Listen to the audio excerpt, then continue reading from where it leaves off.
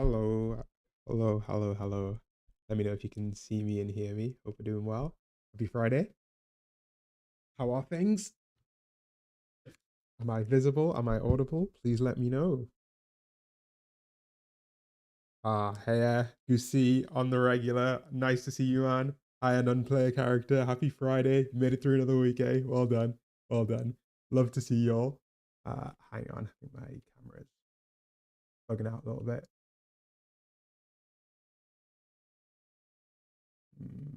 Where are we? There we go. Bro, I was watching a video of a crow while I wait for the stream. I thought the crow said hello. They are smart. They are super smart, to be honest. I wouldn't underestimate the crows. But yeah, glad you can see me. Glad you can hear me. Hope we're all doing well. Welcome. This week we actually don't have a presentation, but we're gonna just chat about a few different topics. Got some resources, and the like. Big one being the economy. But before we get into it, you let me know how you're doing because it seems like it's nice to see some of the regular names in chat. Nice to see Goosey, non-player character. I don't know if you've been here before, but I don't recognize your name. Welcome. Hello to Beb as well. And I hope the also Philip, what were you watching? That was this video of a crow. Uh, but yeah. Oh, hey John, nice to see you, man. Oh, Jonathan, I'm not sure we're on nickname basis yet. Good to see you. Crowdsource presentation day. Everyone submits one slide. Yeah, I hope everyone did the homework assignment and has a slide ready to present. But no, I've got a bunch of articles, and I think it's worth talking about either way because I don't know, there's some interesting information out there, and I think it's definitely worth knowing more about it. Philip says it was someone who'd set a food bowl out for a crow and had a camera. That's sick. I tell you what, have you seen those bird boxes you can get? I was so close to buying one. You can get these like Wi-Fi enabled smart bird boxes, and you like put them up and you hook them up with your Wi-Fi, and they like activate anytime a bird enters the enclosure. It sounds like the most wholesome thing in the world. Absolutely love it. But yeah, bird videos are the best. Uh, Non-player character. Who were the YouTubers you watched a lot as a kid? I watched all sorts. The only YouTubers I think that have survived like my entire life is Rhett and Link. The Good Mythical Morning guys. I don't watch GMM anymore, but I listen to every episode of their podcast. They're just such a good vibe, and it's so nice to have like older people. Well, they're not that old, but they're in their 40s, but like middle-aged people who have whimsy and energy and fun. I absolutely love Rhett and Link. They're my favorites. But yeah, they're the only like YouTubers that have really survived. Marquez Brownlee as well. He's a legend. I watch his podcast every week. Watch all his videos. But I feel like most of the YouTubers from my childhood have disappeared or been outed as pedos. That's usually the way it goes, right? It's a scam coin, a pedo case, or they just disappear like Jenna Marbles. Who would win in a fight, Fads and 100 subscribers or a gorilla? If we're taking bets, I think I'm putting down the gorilla and throwing the fight. Phil says, yes, I got one from my dad last year and I have 3 of those. Oh, that's so sick. That's so sick. I don't know any of the birds. Like, my interest in bird watching is the interest that someone who doesn't know anything about it has. Like, I like the blue ones and the green ones, but I don't know anything about birds. I tell you what though, which state is it? I think it's Tennessee. One of the states has a really beautiful state bird. The blue one. Blue state bird. I don't know why I know Missouri. That's the one. Have you ever seen the state bird of Missouri? Which I don't know why I know about this, but it's called the eastern bluebird. Bloody gorgeous. Bloody gorgeous. There we go. Ain't she a beauty? Ain't she a beauty? Oh, okay. Why is the lighting different? Oh, I'll tell you what, Goose. I'm glad you noticed because I was going to ask. But we'll get to that. Yeah. So I was going to ask, right? Bird conversation aside, before we get back to chat, I was trying out a different setting on my video. So pay attention to what it looks like now. This is the before. Well, this is the after, technically. And this is what it used to look like. Okay. This is what it used to look like. Do we prefer this one or the previous one. I think the previous one personally looks better, but this is the one we were using before. Before is a lot better. Yeah, it's more saturated. It's more punchy. I think it looks better. Yeah, so I use a you can actually see me scroll through them. I use a Fujifilm camera and they have a bunch of like preset like LUTs in them. So this is the one, which is the yeah, this one looks way more cozy, right? I agree. I agree. This is the look I wanted. Hold on. Yeah, yeah, I know. I think this will up the videos to have a bit more feel, a bit more punch. My skin looks a bit more rich, I find. Also, Goosey, you're right. Smosh did survive thanks to Rhett and Link, who bought them out and then resold it back to the OG Smosh guys. It's another vote in the camp for Rhett and Link. Hello, Leo. I don't even think I just said hi. Welcome, mate. Welcome. You're an ear biscuiteer as well. Oh, that's sick. That's sick. Ah, nice to see you though. I think it's been a while since you've been able to catch a stream. But yeah, the story about Ben is heartbreaking. I remember in lockdown was when I first heard it. I listened to like 150 episodes of the podcast, and the Ben story just like totally broke my heart. I do like that now as well. They've been talking about their like history as Christians as well. It's that's super interesting because they do their deconstruction episodes every year or two, and I've seen them like on other podcasts and everything. Uh, so I don't know if you ever watched Rhett and Link Goose, but Ben was like their third friend, basically their childhood friend. He died super young, and they did a whole podcast as to how he was like the third member of the crew. Very emotional. If you do watch Rhett and Link, I highly recommend listening to that podcast episode. Slaps, slaps. But if you don't know who they are, then there's like zero context here. And thank you for the comments about the new LUT. I do think this one looks better. It just looks so much more saturated, mainly, but but punchier. I love this. Thanks for the compliment, Goose. I'm glad. I need to figure out how to change it permanently, uh, so that I don't break the. I'll figure it out after. I'll figure it out. Save Fuji preset. Nice one. Mr. X says, I have to take a shower. I'll rejoin later. You've been warned. Welcome back, Mr. X. Mercy says, the old one is kind of like British TV coded. Yeah, it does feel like British TV is pretty shoddy quality, at least old stuff. So, maybe that's not a compliment. Katie sighting. Katie was bothering me, so I had to turn on the laser for her. And hope that she got bored. Goosey, I saw the podcast with Alex O'Connor and Rhett on Wildlife Christianity. Yeah, so did I actually. It was really good. It was really good. A lot of it was stuff he'd said already on his own podcast, but Alex O'Connor is just such a good host and such a smart guy that he can always get good questions out of people. He's probably actually he's definitely a YouTuber that's lasted not my whole life, but like a good while, like close to a decade, I guess, since whenever he started making videos. He's really like flourished. It's so good to watch Alex O'Connor videos. Um, Leo says the episode also resonated with me because of the Christian experience. Oh, okay, did you also deconstruct from Christianity? I guess. Are you still Christian? I don't know. But yeah, no insult, just observation. Thank you. I didn't think it was a diss. Don't worry. Yeah, I'm gonna be dropping a diss track. Mercy, you've got 48 hours to respond. Yeah, it's been an active little week, hasn't it? What's happened? Canadian elections happened. Oh, Canadian elections, crazy. Mark Carney won. Oh my god, hang on. Let me get some data to show you the wildness of the Canadian election. See, 338 probably has the polls. I do think that the entire Canadian election can be described by this like one chart that I send to all of my mates. Where were we? Federal predictions. I think that the old. I'll find him in a sec. But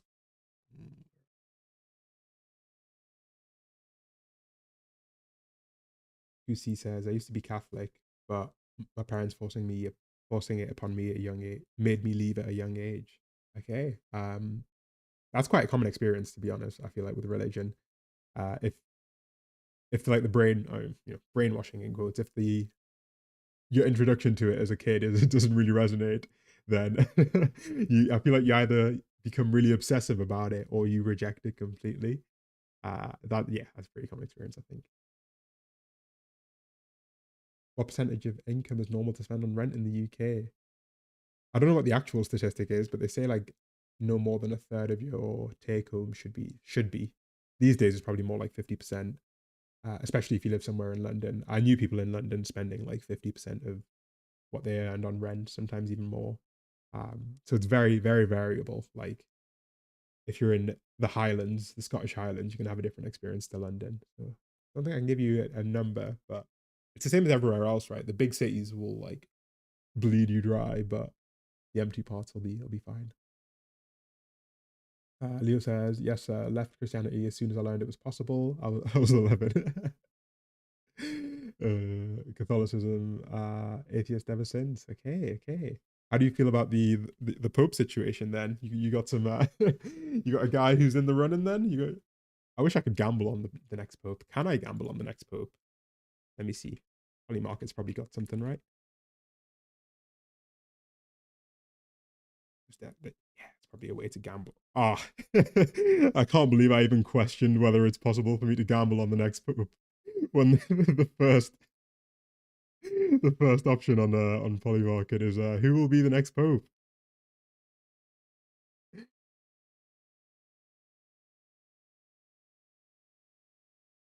You know, hang on, I'll catch up on chat before we get back into our Pope gambling conversation. But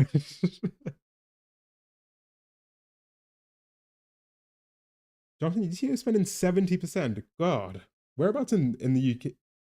You from Stockport, right? I would have thought Stockport would have had at least somewhat affordable. I literally don't know anything about Stockport. Damn. 70% is crazy though. That's yeah, that's the world we live in these days. I definitely knew a few people in London who were spending like 50 plus. Maybe I never knew exactly how much they earned, but roughly 50 plus is not uncommon. Damn, bro. It's yeah. Okay, you're not in work at the moment. Fair enough. Okay, that makes a lot more sense. Still, it doesn't make it any easier, but shit, man. Good luck, bro. Philip says I'm at 25%. Got crazy lucky with our apartment. Oh man, when you're in that situation, if you're not a homeowner and you're like still renting, I've been in that situation, and it feels like you've just got a target on your back, and you're waiting for the day that the landlord kicks you out, and you lose the good deal. Ask me how I know. Heartbreaking. $100 on Trump as the next pope. That's got to be an option, right? Is it okay? There's no new pope in 2025, but other than that, sadly, sadly, Donald Trump is not an option. Personally, my money's on Luis because the guy would be like the first recent pope to be Asian, right? That seems like an undeveloped market for Catholicism. Although there's also the Ghanaian guy, and the Ghanaian group have been growing. There's a lot of Catholics there. Hassan and Ethan are yelling each other. Man, bro, I've tried to catch up with that, but I think it's like I needed to follow it from the start. I saw there was a big content cop that made a reappearance. Hang on, let's see how are they going at it. I love that my default Twitch is Atriarch. What a man! I don't even think I follow. That is great. It looks like If from you're his so confident fucking in book. anything, Yeah. if you're so confident in all of this, okay, that would be great. All right, perfect. Okay. So This is like 9/11 for the unemployed, isn't it?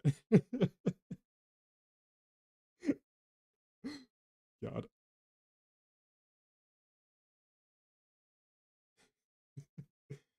Jonathan says it's getting sold, so likely have to move back in with mum for a bit. Mate, if you can move in with your parents and it's like not unbearable for you, milk it for as long as possible. I have been back and forth to my mum's place and stayed there for like several months at a time. It is just so good for filling up the resources, filling up the bank, and not paying rent. Mate, milk it as much as you can. If she's happy to have you, go for it. Elon is the dark horse for Pope. I do wish there was a way you could like submit a vote, right? Like instead of having to be a 50-year veteran of the Catholic Church. We need some young blood in there. Someone fresh who can switch it up. Mercy, I think if they blocked each other, they would lose a gold mine of content, wouldn't they? Hang on.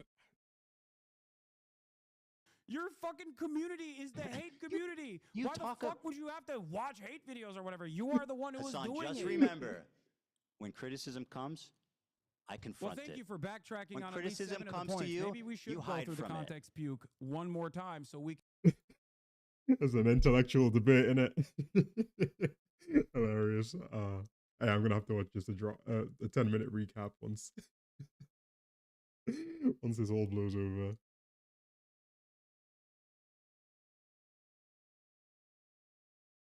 The Church of Mangione, mate. Church of Mangione, he's the man.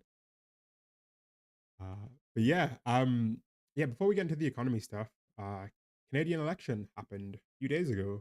Pretty wild results actually. If you'd followed it much at all, like I wrap up the Hassan Ethan conversation is still going. So but yeah, if you'd been following it at all, you'd notice that there was a pretty strong lead for the Conservatives. Let me see if I can find the federal poll. Oh, I can find it. Give me a sec.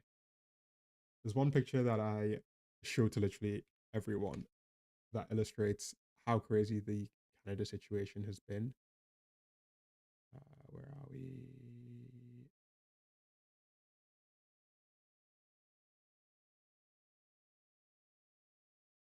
This one right here.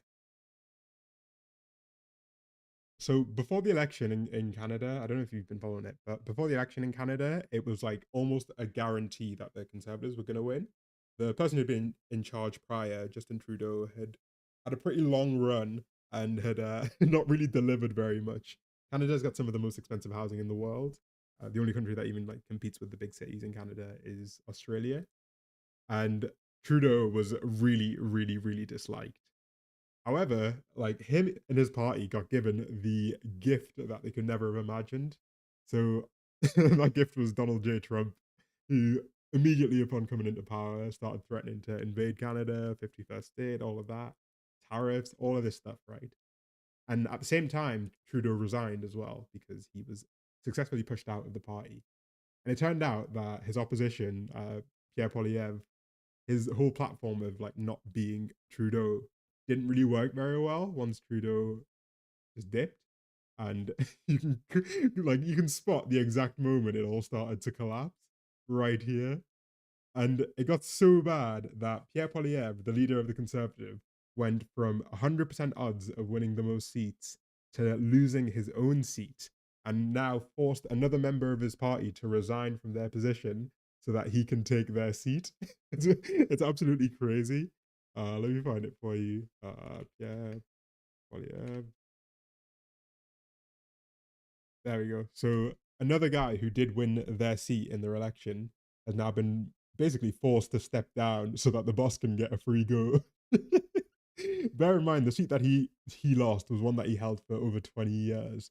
It's absolutely insane. And this has all been done by Donald Trump. It's like the quote that I saw is that he's like the opposite of the Godfather. If you want to lose your shit overnight, Donald's your man. Donald is your man. Yeah, so the big problem with Pierre Poilievre is that he was not necessarily explicitly MAGA, but he was using a lot of the same messaging and a lot of the same branding and really try to be like as close to MAGA as possible without explicitly like being MAGA because it's a different country. And I think what was his slogan? Canada first. Yeah, Poilievre, what was it? Canada first, right? Yeah, so whereas the US had Make America Great Again, the Conservatives in Canada had Canada first. And literally, when I would go for a walk, I would see cars on the street that had like fuck Trudeau stickers on the back. I can definitely find some pictures of them. Trudeau car bumpers. Like these, right? Um, these are pretty common, and I've seen several of them. What they underlie is the fact that, if I can find the picture, is the fact that the dislike of the Liberal Party and the love of the Conservative Party was more of a dislike of Justin Trudeau specifically, who was almost seen as like a nepo baby in a sense because his dad was one of Canada's like most successful and most loved prime ministers, and he was the complete opposite. He was arguably the most hated in recent years. He took, he fell on the sword, was like, I'm dipping, and was handed a free win. It's absolutely insane, like the impact of this. What is worth noticing though is that even if we do look at the election results, the Conservatives got quite a lot of votes. The problem that they had is that their vote isn't distributed as well as the Liberal parties, and they're really concentrated in certain rural areas in certain Western provinces. Um, and so that screwed them. But the fact that he's now forcing he's forcing another guy to step down so that he can take the guy's seat is beyond ridiculous. I don't see any country where this would be where someone would survive this. Have you said thanks today? Every day I wake up and I'll say thanks to JD Vance. I hope he's doing well.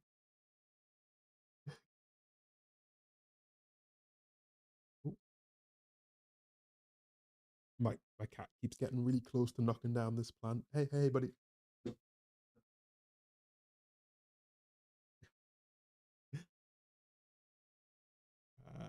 Where are we?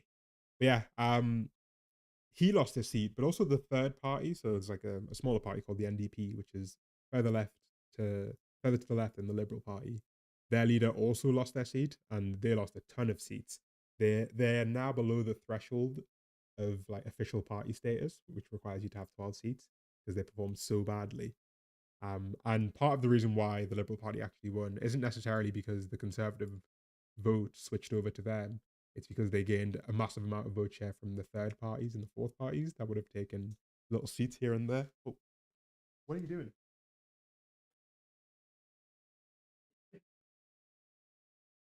Sorry, she kept chewing on the plant and was going to tip it over, that big plant over there.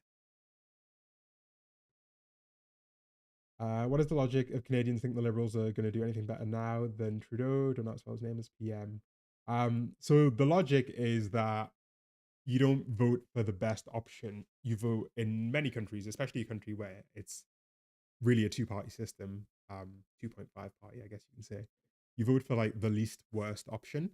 And so the toss-up was really around things like tariffs and the 51st state, right? So they're the big issues. And on both of those, the Conservative Party really took a long time to say anything critical of Donald Trump because it spent all of this time aligning themselves with that group. And so they were a lot more reluctant to say to Donald Trump and be like, no, we're not going to be the 51st state. No, we don't want to be invaded, yada, yada, yada. Whereas on the other hand, the Liberals, or at least Mark Carney, was pretty vocal. He's also quite a normal guy relative to Pierre Poilievre. And he was, the least worst option, really. The dislike of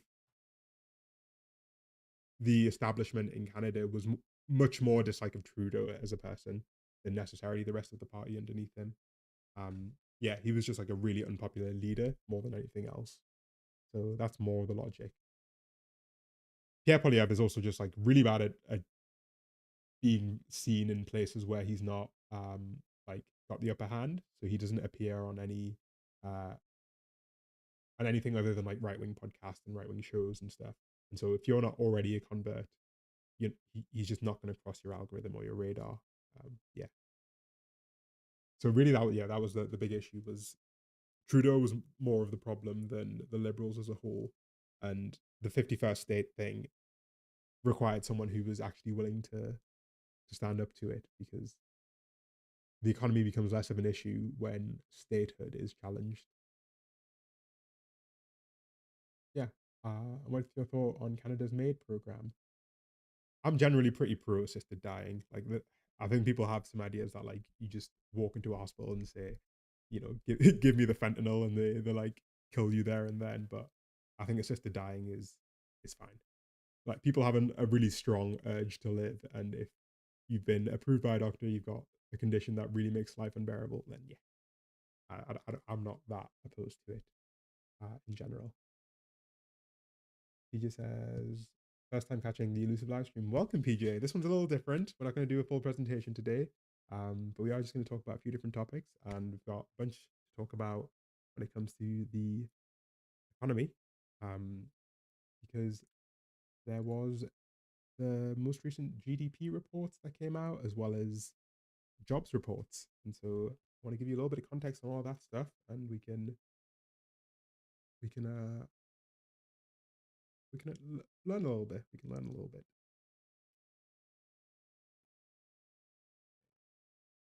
Yes. So let's get to it. Where are we?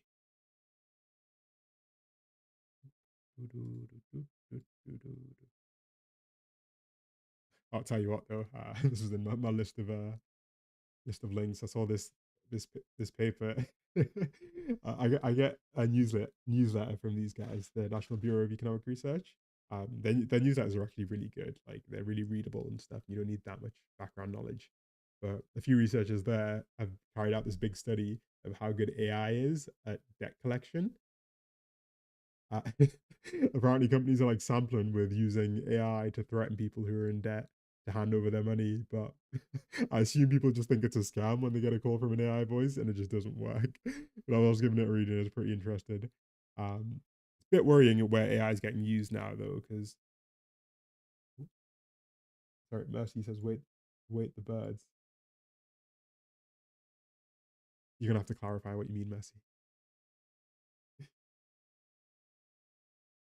But yeah, we are starting to see AI really take over, which is a little bit scary, but it's a real shame that it's being tested on deck collection.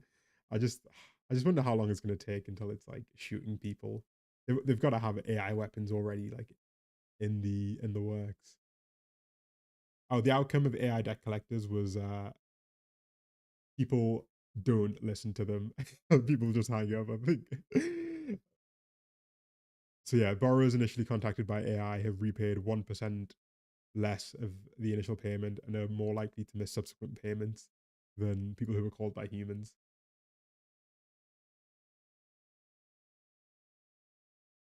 Mr. Cynic, you're right. We have had AI weapons, but I guess I mean like LLM weapons. Like, I don't know how you could use an LLM to power a weapon, but yeah. But Palantir does a bunch of AI weapon systems. That's their entire business, isn't it? Just killing people. The AI debt collectors were not good. Philip says, did you see 404 Media's article on a team of university researchers using AI in r slash change my mind to experiment on unconsenting parties? I didn't hear about, was that recent? I did hear about it like a few months ago that AI companies were testing their tools in subreddits for creative writing, especially. So in I think it was there's a subreddit called like Today I Fucked Up where people post stories of big mess ups they've had, and people were using AI generated stories in those subreddits, or AI companies were generating AI stories to test how believable they were. I didn't know that they'd graduated to like trying to change people's opinions now. That's insane. Reddit does feel Reddit feels really different these days. I think there's a vibe shift that's happened in the last like couple of years. I've had to basically reduce my Reddit usage down to as little as possible because the best way I think to describe Reddit is it's a website that sounds it's a website where everyone sounds really smart until someone talks about something that you already know about. And then you start to realize how confidently people will just make things up on Reddit. And when it's something that you don't know about, it sounds like, oh, this guy really knows his shit. And then yeah, as soon as you see a Reddit thread on something that you even have like a semi decent understanding of, you do realize how people are just so confidently incorrect on Reddit.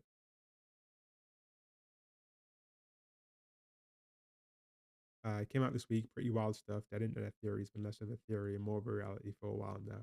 Yeah, Twitter is definitely the best example of that. I've not been on it. I've never really had a proper Twitter account, but I do have an account now just to open tweets. And it's always just like a wave of bots underneath. I'm like, how can anyone use this website day in, day out with these bots? It seems unbearable. But let's see. Oracle Media AI.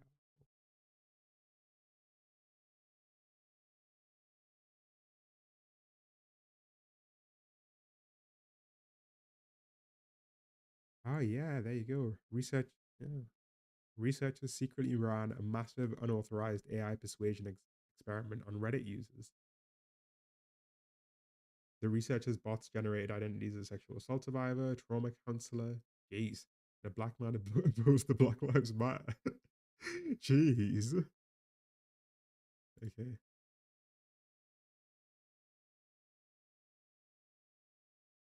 Oh, they're getting sued by Reddit, I guess, for doing that.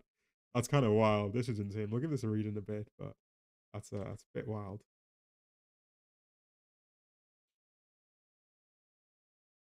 It scares me to think of how many AI companies use AI to fake reviews of their own products. This is a really common thing on Reddit. I've noticed it myself sometimes when I'm looking for like recommendations for software and things like that. Companies will, they probably just use AI now, but companies will make accounts on Reddit and then post to promote their own product in threads that are asking for recommendations. So you'll go in a thread asking for like a recommendation for like a frying pan or whatever. And there'll be a reply being like, oh, the Victorinox 8-inch steel frying pan is amazing. And then you click on the profile, and all they talk about is a specific kind of frying pan. And it's just, why does everything have to be such a struggle now? Why do I have to fight the internet to get like basic information? uh,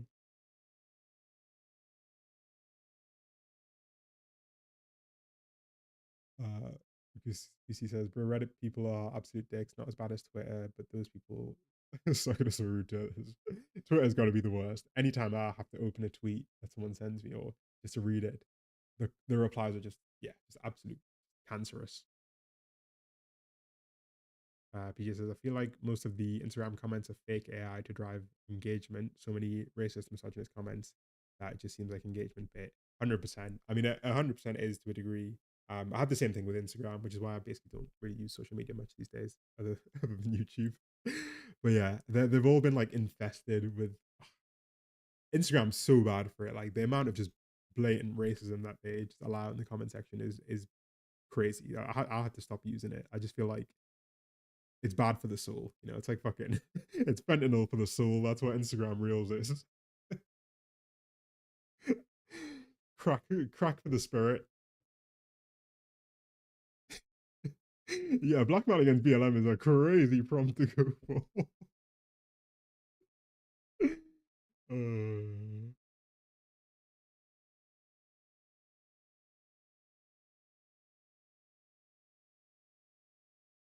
uh, Greedo get Philip says highly recommend Fork for Media and US smaller journalists and collective. Absolutely love them. Yeah, mate, this looks it looks sick. Thank you for the recommendation. I was just looking at the front page and uh it seems like some pretty interesting reporting. This is, yeah, these are all stories that I've basically not really heard about. So yeah, thank you for the recommendation, mate.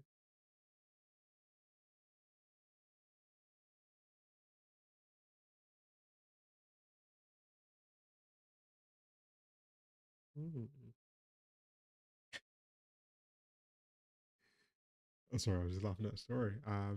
Oh, hey, Alan Mana, welcome, welcome. Nice to see you. Nice to see you. Yeah, we're just chatting. I can put the chat on screen, kind of. We're just chatting, and then we're going to get into our economy talk because there were some reports, numbers that came out, and I think they're worth talking about. Goosey says, I was on a Reddit for my city and people were so mean to people they literally live with. Honestly, if you never go on the Reddit for your city, um, it's always just full of people complaining. It doesn't matter what city you're in. The city Reddits are just the worst. Yeah, people are just always complaining. It's so sad. It's actually quite sad. So I think I missed a chat comment earlier. I missed a comment earlier. Sorry if I have missed your comment. My bad. Yeah, I think the one I missed says message retracted.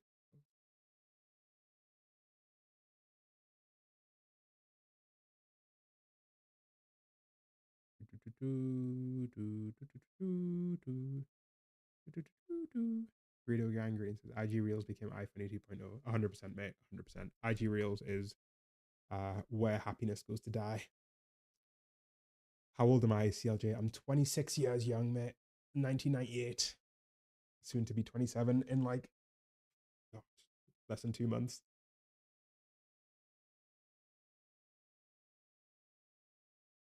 Mr. Cynics, I really think we're gonna end up in a future where most of the internet is abandoned and humanity reverts back to analog communication because the world is just completely overwhelmed by bots.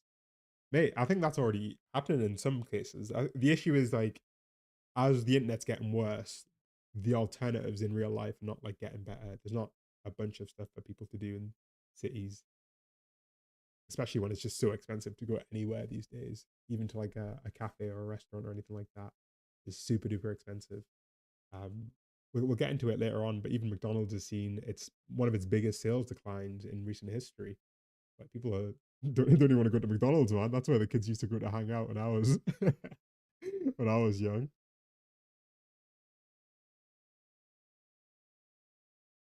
Messi says, I really praying YouTube Shorts doesn't go down the same drain. I had to preemptively block YouTube Shorts because I had a feeling it was going to go down that drain. It was the most okay of all of the short form platforms that I used. I only ever used Reels and Shorts, but I feel like it's a matter of time. Thankfully, I think YouTube is a lot better with allowing abusive comments to just like float by, but it's a matter of time, man. It's a matter of time. I never thought I would ever become a Luddite, but man, do I hate AI. Yeah, everyone always thinks that they're gonna be down with the kids forever until they hear the Skibidi toilet for the first time and want to slap a 10-year-old, but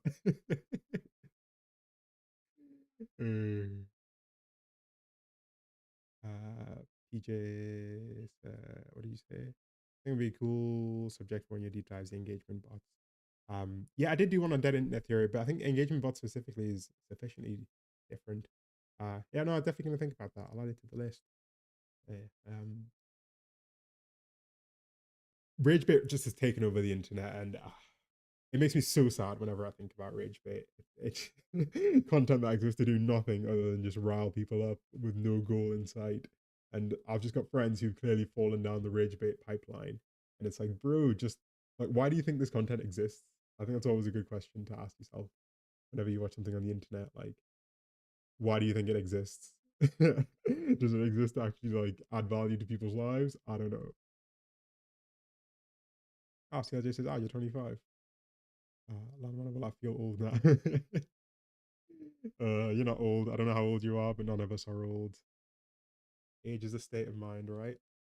That's what I'm trying to tell the judge.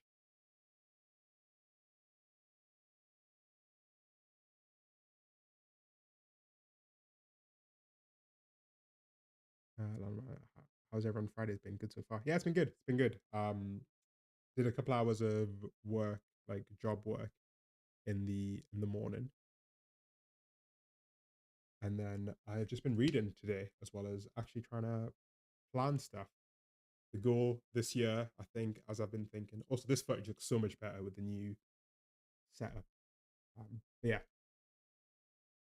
the goal this year is to do whatever I can to make more content on here for you all, because I need to like figure out how to organize things, how do I get help, because I've been doing everything on my own for ages, and getting help would allow me to be online a bit more frequently. But hey, we'll figure it out.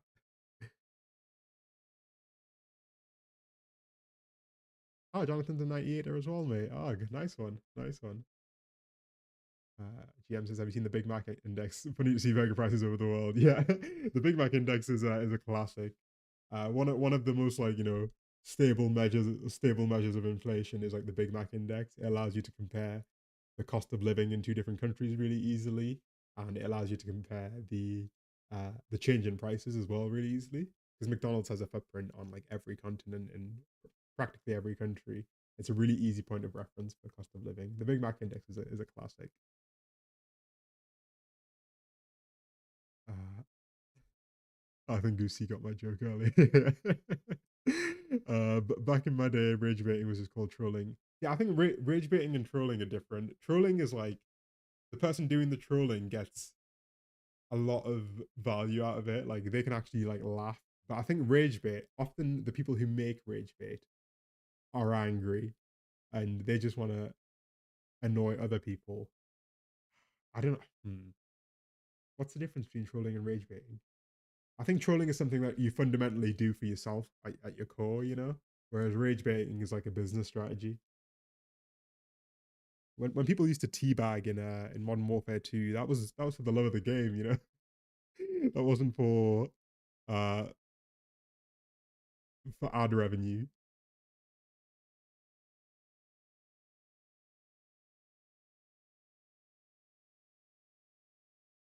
I still wish we could go back to when people were more chill with each other despite thinking differently. Yeah, mate, those times are gone, bro. Those times are gone. You're gonna have to travel back.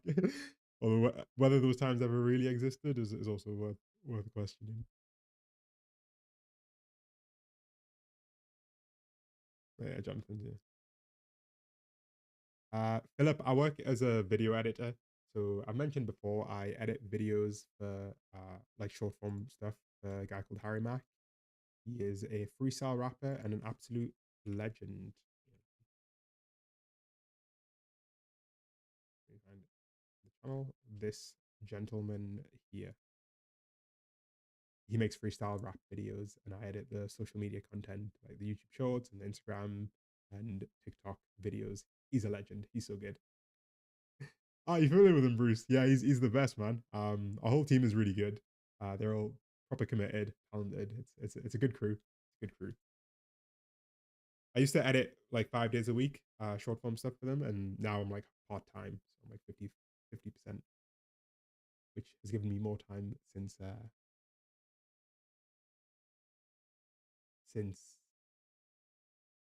sorry, it's given me more time to work on this stuff. Yeah, I'm glad you appreciate him, Philip.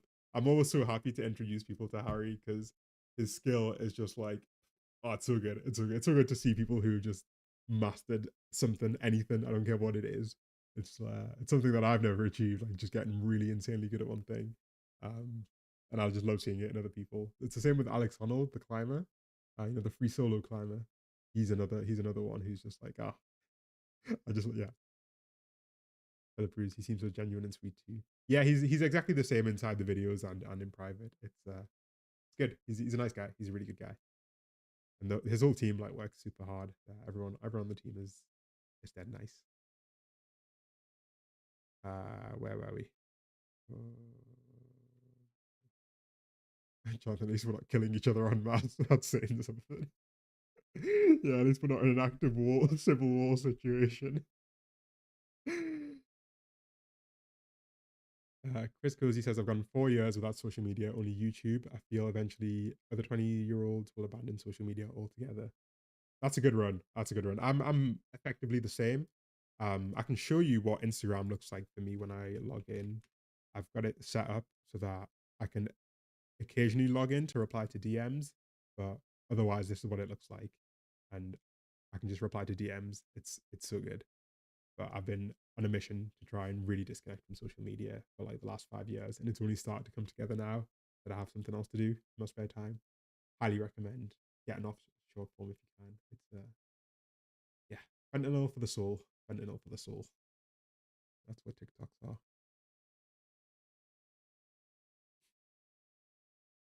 Mercy chocolate. And then why did I watch it as a good one? I need to add that to the repertoire. I need to add that to the repertoire.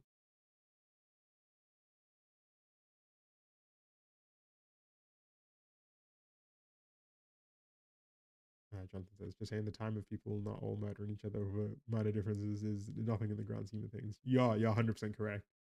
Yeah, you're spot on for that one. Besides rage bait, there's also highly sexualized content posing as normal content. IG is cooked, to be honest. Mate, honestly, if you want to see the worst of that, I highly suggest just going on incognito on YouTube and you just see the slop, or even just making a brand new Twitter account. And like, as I said, I only have my Twitter account to open tweets that are linked in other websites. And if I ever click on the homepage, it's just like some kind of pornography or some kind of bot or some kind of crypto, or it's Elon Musk front and center. It's actually ridiculous. It's a bit mad. 101 stock market rebounded completely since South announcement, fudged unemployment stats. Ridiculous time. Well, yeah, so we will get into it at some point soon. But yeah, it's rebounded to where it was before Liberation Day. But everyone now has very different expectations for the future than they did on April 1st. So I think there is an issue there.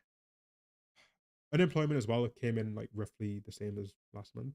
So that's not changed too much. But there's a whole, yeah, unemployment stats themselves are not that great in measuring how many people are actually working. Different question. It's a yeah, that's a different question though. I saw a video on the rise of Hispanic white supremacists. Yeah, yeah, isn't like the one of the leaders of the Proud Boys like Hispanic? That's like a thing, right? Of Hispanics turning Nazi for some reason. What? To be fair, Kanye West is a Nazi these days, so we're getting black Nazis and that Republican guy, right? The candidate for governor who got exposed for posting on like forums about how much of a Nazi he was. I can't remember the guy's name. I think he also had like brain damage from playing football professionally.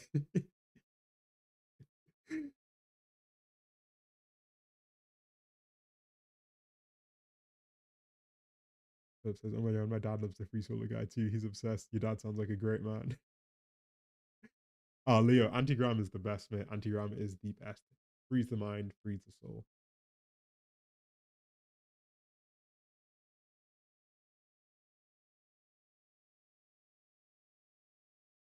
Uh, Jonathan said Twitter was aimed at specific users' interest before the algorithm just got so much worse after than it was after Musk took over. Yeah, the big one of the big problems is Twitter Blue, right? The payment system. Um, let me see. Mm,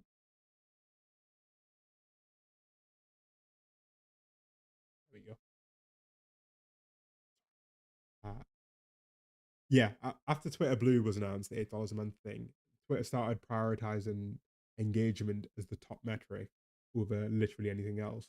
YouTube's got like a really good setup where they prioritize watch time, which is like a great metric because it tells you that people actually stuck around for a while.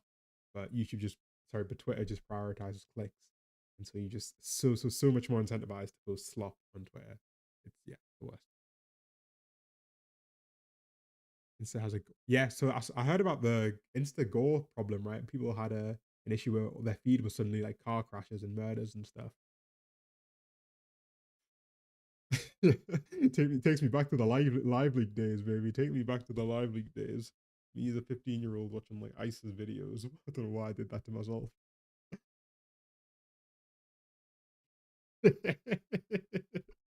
Yeah, the Nazis have really got a DEI problem as of late. Everyone wants to get in. Welcome back, Mr. X. Uh,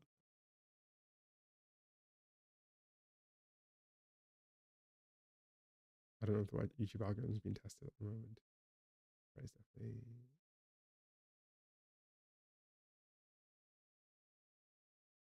Yeah, Jonathan. They've been doing it for a few months of like throwing in new creators to try and make sure that the algorithm isn't just like the top 10 YouTubers every time. So that happens to me too. I'll randomly get a video from that has like literally less than 10 views or yeah, like from a brand new channel. Sometimes you get a little gem, but it's rare. But I appreciate YouTube for actually trying to put smaller channels on. Lewis says, I'm tapping out. It was great to catch the stream for a bit next Friday again. Yes, next Friday. We should have a presentation next week as well. So, yes. No need to apologize, Mr. X. It's a free country, man.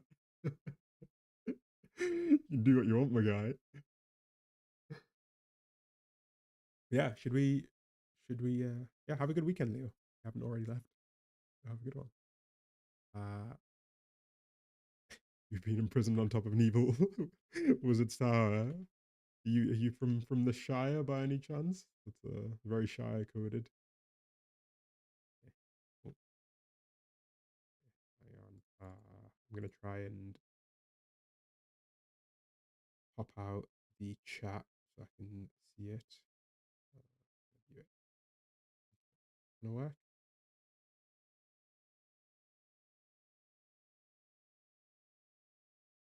Top.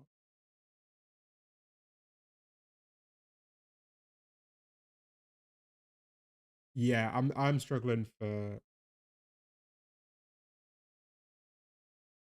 Mr. Cynic. I'm not even sure what you're replying to, Mr. Cynic. I can't go for it. Mr. X, the sleep video will come when I have achieved successful sleep, which is a long shot for me at the moment. Um, I'm really good at falling asleep. I like falling asleep anywhere. I can fall asleep like standing up at a bus stop, but I'm really bad at going to sleep. You know, and one day I'll, and then you'll get your video. And I need to solve the problem first, my guy. Lucy says, I keep getting you should start YouTube channel videos. Maybe it is a sign, mate. Maybe it is a sign. I will say though, if you use the not interested thing, if you click the 3 little dots and you hover over the thumbnail and you click the not interested thing, you can really tweak your algorithm down. And I do it all the time because YouTube really tries to, because I watch quite a lot of Donald Trump speeches, it really tries to suggest me loads of like really right-wing channels. And I just have to be like, no, I just want to watch the speech about. I don't want to I don't want to watch Ben Shapiro videos, mate. I'm good. And so I have to like keep manually not interesting it or don't recommend channel um every time. But yeah, I would say tweak it. Is the stream over? No, it's not over. We haven't even talked about the main topic. I said we're not going to be doing like a presentation or whatever, but we will be talking about the economy when we get around to it. But we're still in phase, baby. Don't recommend channel is great. That does tend to work better, I think. But sometimes I feel too bad. I'm like, do I really want to commit to never watching this channel again?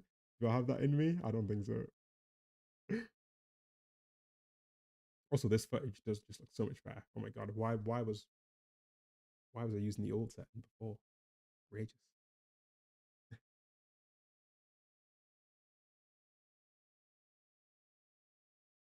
Bruce all night stream one then. You know what? One of the reasons I want to stream more. Oh, I'm quiet. Hang on. Doop doop. There we go. That should be louder. Should be hearing me better. Yep. All right. Nice.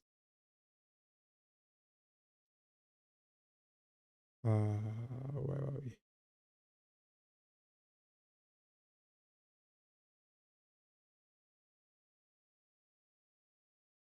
I've been watching true crime videos on YouTube, and man, it's hard to find a channel that isn't slimy as hell about their presentation of real cases. I only found like 2 good ones that are respectful. You know what? I have a real thing about true crime channels. The only one I've been able to find that I think does a really good job at presenting the stories is called Atrocity Guide. This is my favorite, Atrocity Guide. Her videos are super long though. She has some really good true crime ones. They're more like cults. It's more cults than regular true crimes. But she kills it. She only really posts once every few months these days. Oh, last video was a year ago, but her videos are really good. This is a banger. This is about a couple that was kidnapped by the North Korean regime. There are really big film directors in Korea, and Kim Jong-un, Kim Jong-il, Kim Jong-un's dad, was like a huge film buff. However, obviously North Korea is not really set up as a country that produces genius directors. And so he thought he'd just kidnap a couple from South Korea, and he held them for years. It was not until they went to like a foreign, I think, movie conference, a movie festival, that they were able to escape. But it's an insane watch, this one. Yeah, that fed right into my love of, or my interest with North Korea. The breatharians one is great as well. People who thought they didn't need to eat. Oh my god, Phoenix Jones. If you're gonna watch one, these are just all bangers. These are all just absolute banger videos. So Phoenix Jones was a guy who basically decided to be a real life like Batman, and I don't even want to spoil anything. His story doesn't end how you'd expect it to.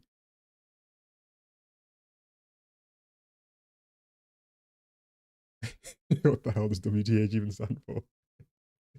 Yeah, sometimes you tickle me, Mr. X. Sometimes you tickle me. Dante says most of those. Oh, Goosey, I see you deleted a message. Come on, you didn't want to stand on business. Come on, man.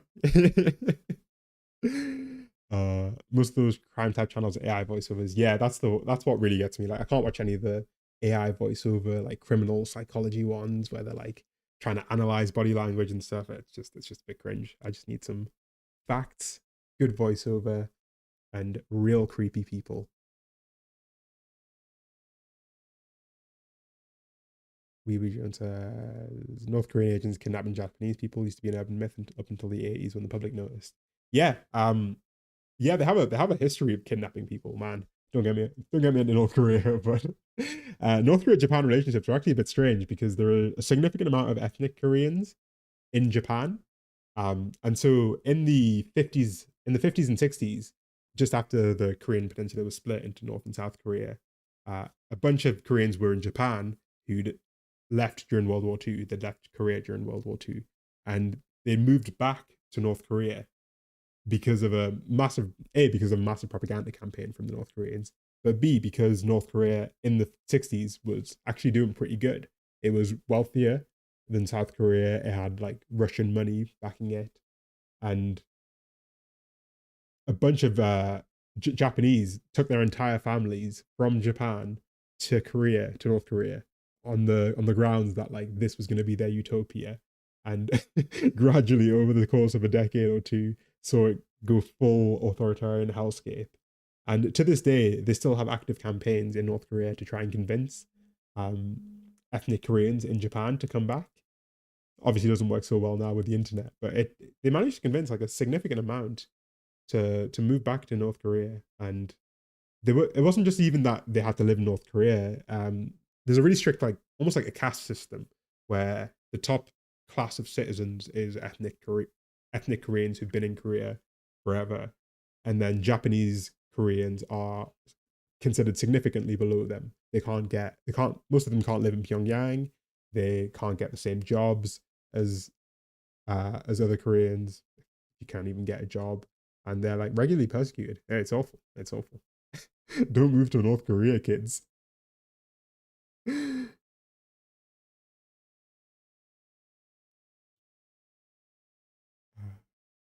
Jesus, it's surprising that YouTube was like 10 years of watch data on everyone, and yet the recommendations are so bad. I mean, compared to what we have on the internet these days, I'd say YouTube does okay. The trick is to have two accounts, I think. I have two accounts and the algorithms are sufficiently different that it covers a wider base. But it is frustrating that you have to trick their AI into giving you the videos that you want to watch.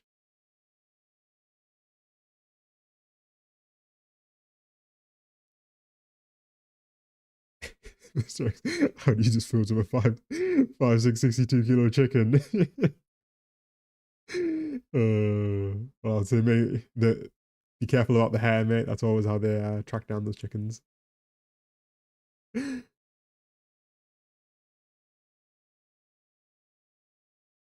But, yeah, and then Samsung appeared, right? Yeah. Oh, hey, Asmaj, welcome. Nice to see you. I mean, I'm not gonna lie, my algorithms are pretty similar between the two accounts. I can show you what's on my. Okay, this is like my main suggested. Yeah, I think this is a good. Did they change the interface? Why are these thumbnails so big? I don't know why these thumbnails are so huge. But yeah, it's mainly flat Earth videos, politics stuff, music, lots of Japanese music, camera stuff, music. It's camera stuff, random 30 view video. But yeah, my other account. What's on the other account? My other account is the YouTube account, I guess.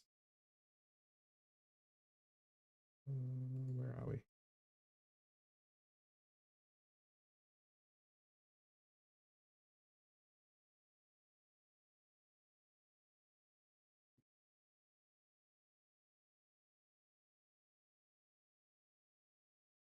I guess my other account is cutie Cinderella clips and Bosch. But yeah, the more streamers on this account. God, this is slop, isn't it? I like Rue Ramden. She's good crack. This is right slop. Let's go back to the main channel. Let's pretend this one doesn't exist.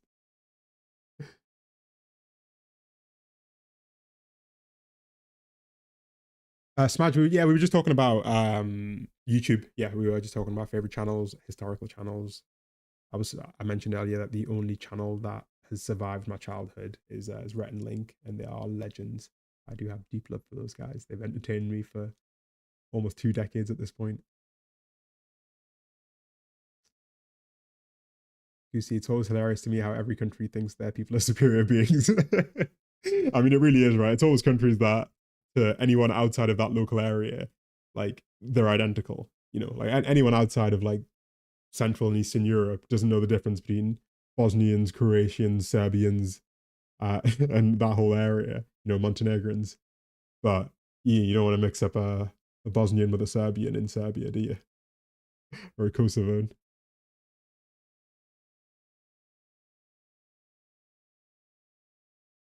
Yeah, I think YouTube's just a lot better with the rage bait, and that's why I'm still there. Mr. X still need that Office 365 activation if anyone has a key. Sorry, I can't help you with that, mate. You're gonna have to either get a subscription or use Google Docs or LibreOffice.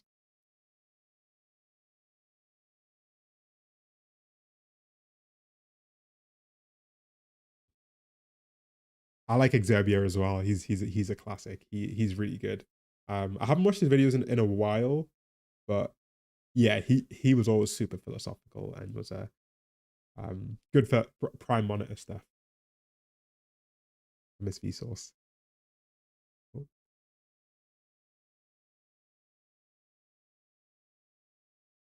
Oh, I think he's still around, right? Did he just make short form content these days, or not? Last one made me cry like a baby. What was his last video? The Everyone is a total mess and you should be too. Oh, that's a nice title. I'm still I'm not mad at you, Mr. X. I think I've gotten over it. Uh, I might ban you again if I feel like it. But you know, I was gentle. I give you a 24-hour timeout. It wasn't the worst.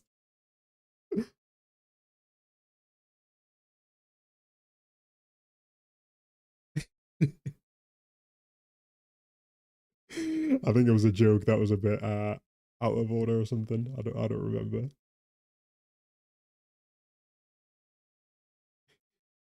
You know what, Mr. X? I do love you. You and only you. Yeah, I never really thought I could experience love until I saw your little dog in a top hat profile picture, and I thought everything changed at that moment.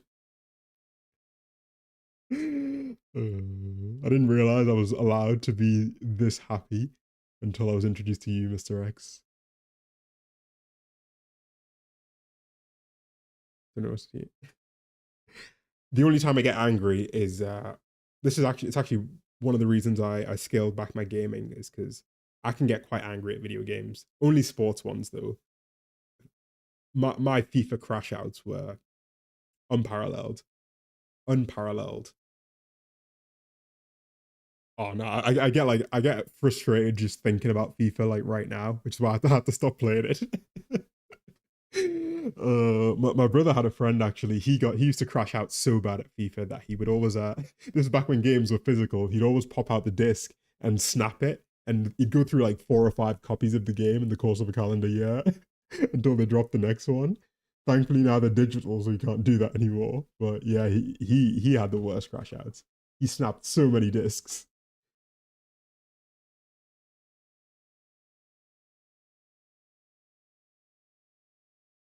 FIFA oh 07. I was a FIFA 12, FIFA 13 guy. You know, the days of like who were the big players then. Ibra was doing bits. Edinson Cavani, obviously Messi and Ronaldo, Di Natale, the classics. Yeah, FIFA 12, FIFA 13, they were the days. There's a video on YouTube of a FIFA player smashing his TV. Man, that's business as usual, man. You don't know what FIFA does to a man's soul. If you, Not the marking game. I played Pro Evo back in the day. I did. I played Pro Evo when I was a kid. I started out on Pro Evo. I remember 2000 Pro Evo 2003 and 2006 were the ones we had as kids. Um, Yeah, oh god, Pro Evo was great. All the team names. So if you don't know much about football games, there were two big series in the UK, FIFA and Pro Evo. FIFA had all the licensing deals with the actual teams. So they had the real players and the real team names and logos. For a long time, the other game, Pro Evo, didn't. So they'd have to like make up names for the teams and make up names for the players, but keep it close enough to the real one that you could tell. It felt like a pirate game. Oh man, I used to love that game so much.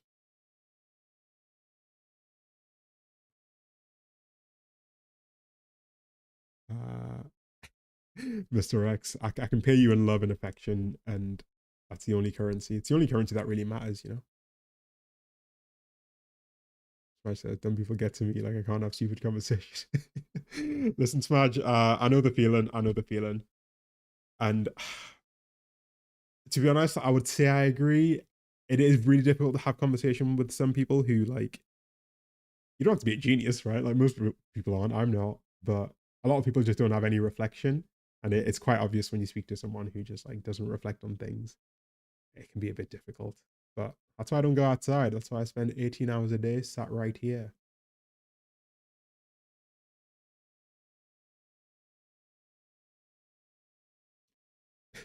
I've never seen the Game Grumps crash outs during golf games. QC says, my friend would throw his controller at walls from FIFA. Mate, I'm telling you, there's something in that game that just channels like the deepest inner rage that a man can feel. I think I'm a pretty chill guy, but FIFA just breaks me. Oh, broke his TV celebrating a win. But yeah, I'm super tempted to build a PC to build a PC to get back into gaming and actually play some games that don't make me want to blow my brains out.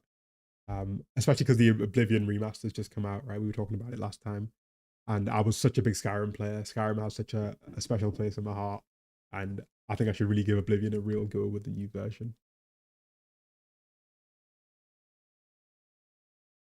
It says, my friends and I were playing COD gun game in high school. One of my friends was on knives and kept knifing us to play around and not in the game.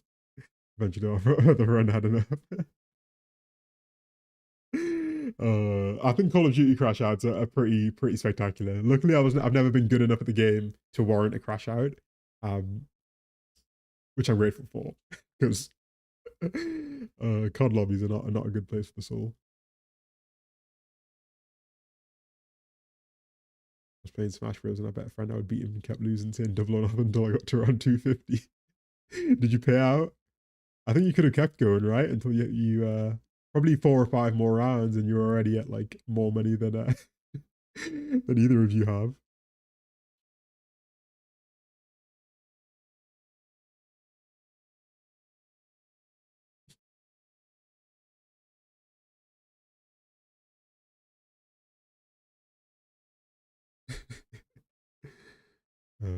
Do it before everything gets even more expensive than it already is. It's becoming a rich person's hobby. It is. It is.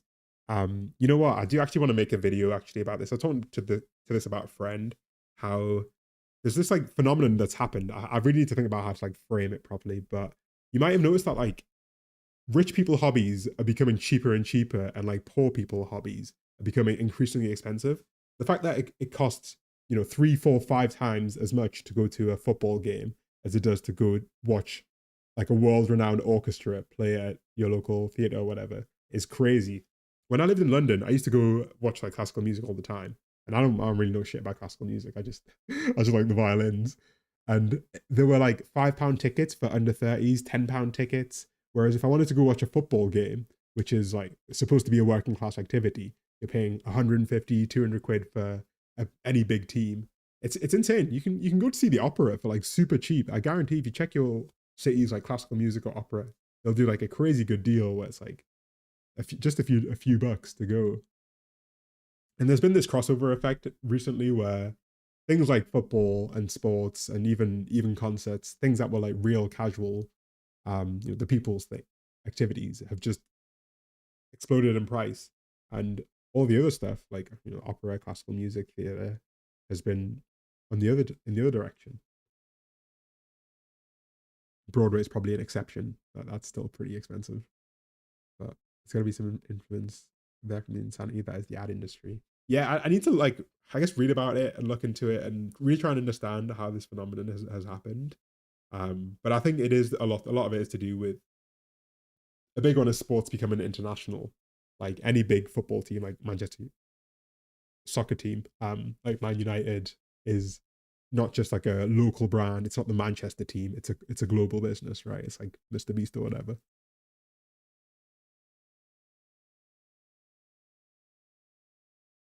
When I'm making a video tour of my apartment, honestly, I wish there was that much more to show you. There's my bedroom on the other side of this wall, my bathroom just round that corner, and that's pretty much about it, mate.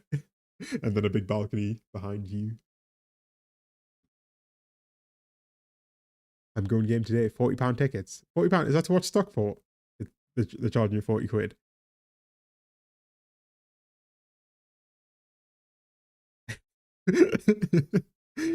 Mr. X, I'm not going to take the bait, okay?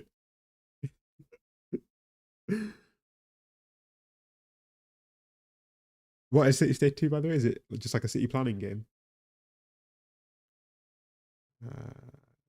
It's BX expensive to watch soccer in the United States unless you go to USL matches. MLS gets overpriced. Yeah, it's insane. I think the MLS is such a good example because what I know some people in here in Montreal have done. So Montreal has a team that competes in the MLS. Some people buy season tickets at the start of the game, at the start of the season, and then they're banking on ticket prices spiking whenever Montreal plays Miami, where Messi plays, and they can just resell their guaranteed spot for the Messi match at a high enough price to cover the season ticket for the entire season. It's absolutely crackers. People are selling these tickets for like $5, $6, $7, $800 a piece just so they can see Messi. It's it's so frustrating. It's so frustrating. Concerts as well, right? Concerts are I think concerts are the one place where you can still find like gems. If you want to see anyone who has any kind of presence or who's a big name, that they're getting you, man. It's hundreds of dollars. It's ridiculous. It's why I'm at least a big fan of like open mics and independent music where you can go and see smaller acts. I always think smaller acts are the best for music. Like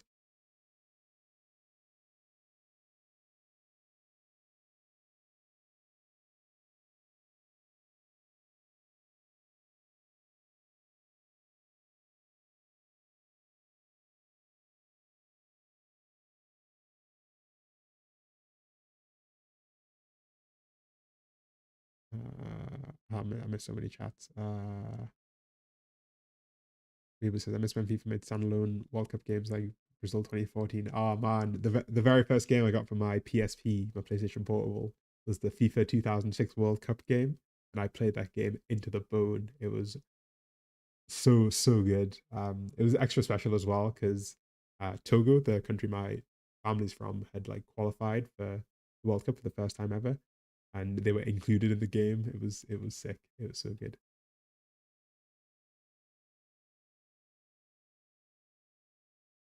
I think Ticketmaster has a big hand in the concert price mess. Uh, Ticketmaster does definitely have a big hand in that. Yeah, it's 100%. And they're merging in with like Live Nation and stuff. Yeah, I think Ticketmaster is a lot to blame, but some of the artists get off pretty scot free because a lot of the artists, especially the bigger ones, know fine well what's happening and they know fine well how people are being treated, but they don't want to charge less.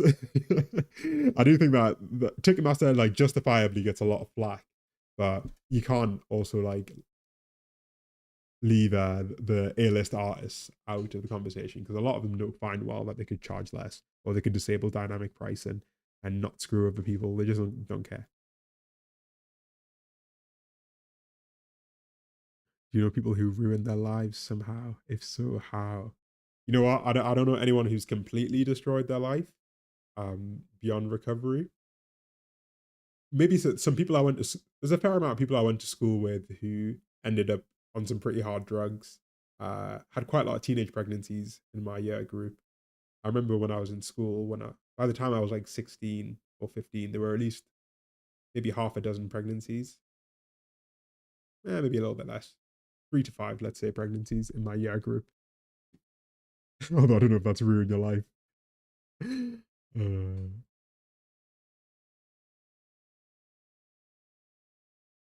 Delivery. So stadium concerts are still not worth it when small venue shows exist.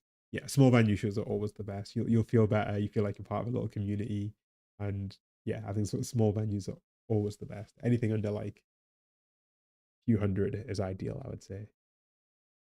Could be $1,000 I go to a Taylor Swift concert, mate. Don't let me get on a Taylor Swift hate rant. I don't hate Taylor Swift. I just have a mild to moderate dislike, mainly of her fans over her. I don't really know anything about her. Most bands aren't good in stadiums. Arctic Monkeys were underwhelming at Old Trafford. Yeah, I think stadiums are just the worst way to see a band live because it's not intimate enough to feel live. You end up like watching a screen half of the time. It can be fun. It can be fun to be around that many people who are like minded in a way, but I'm always going to vote for smaller concerts over bigger ones.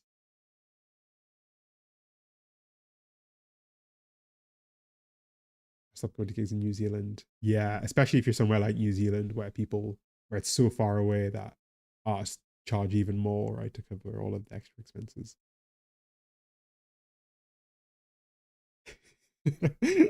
I live in a small town Alaska, so most of these events are unavailable. It'd be nice to show up to a game and buy tickets, not plane tickets.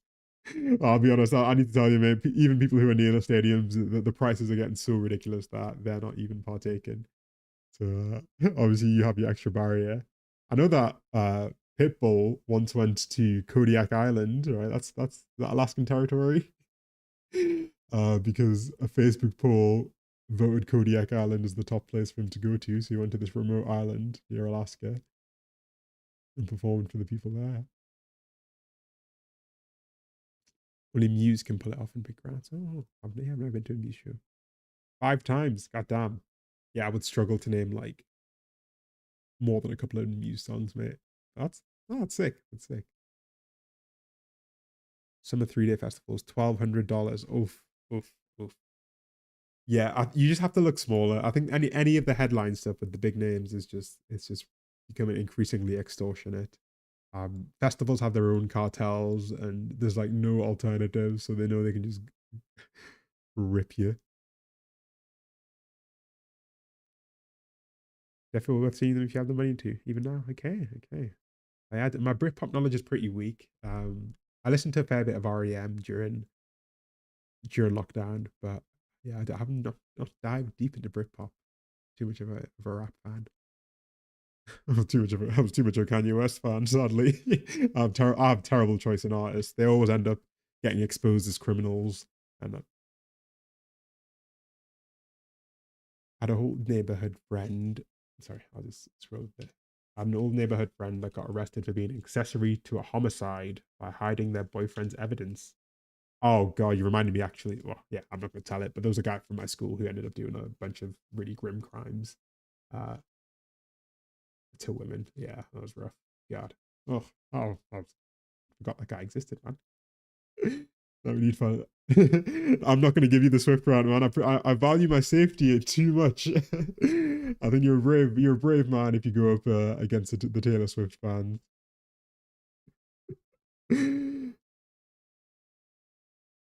Why Scottons always back down from a fight? They don't have the guts. I half wonder what good bands came out of New Zealand. I can't think of any bands. I know Lord is from New Zealand, right? Is she? Is she Australian? I was a super big Lord fan when I was a kid. Yeah, Pure Heroin was one of my favorite albums of all time. Actually, it's I can't believe she was like 16, 17 time writing it.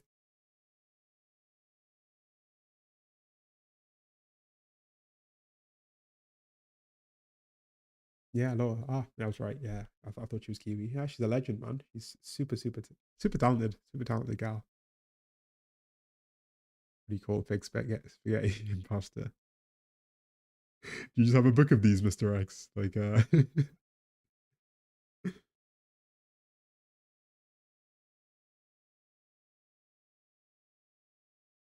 she's like a weird religious cult. No offense, anyway. Oh yeah, I will say I do have an academic interest in Swifties, Swifties and K-pop fans, because I don't know who's more aggressive, but the K-pop ones are pretty brutal. they get really into the companies that. So I don't know if you know how K-pop works, but it's like the most corporate form of music. Like they have training camps and academies and schools where they find like good candidates at like age 13 or whatever and bring them through an entire system of training. And this corporation effectively trains a boy band and a girl group. And so the corporation becomes part of the band as much of the band is part of the corporation. And K-pop fans like know the entire executive structure of these record labels. They're like financial analysts, like tracking every minute change with that on the forums to be like, oh my god, are BTS going to be solvent next year? It's absolutely wild. It's absolutely wild.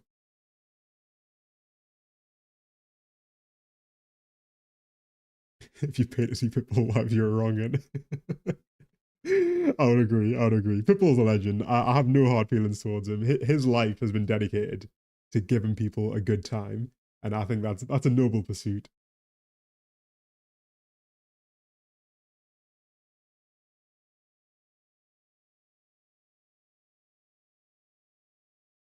I remember paying a tenner for a bottle of water at Leeds, and that was 4 years ago. £8 for a bottle. Oh God. Yeah. Festival pricing is outrageous. It's like airport pricing on steroids, isn't it? Mr. X, I do like these one-liners. I do like these one-liners. I don't know if you know who Tim Vine is, but he's a comedian and he does jokes like that, and they always tickle me.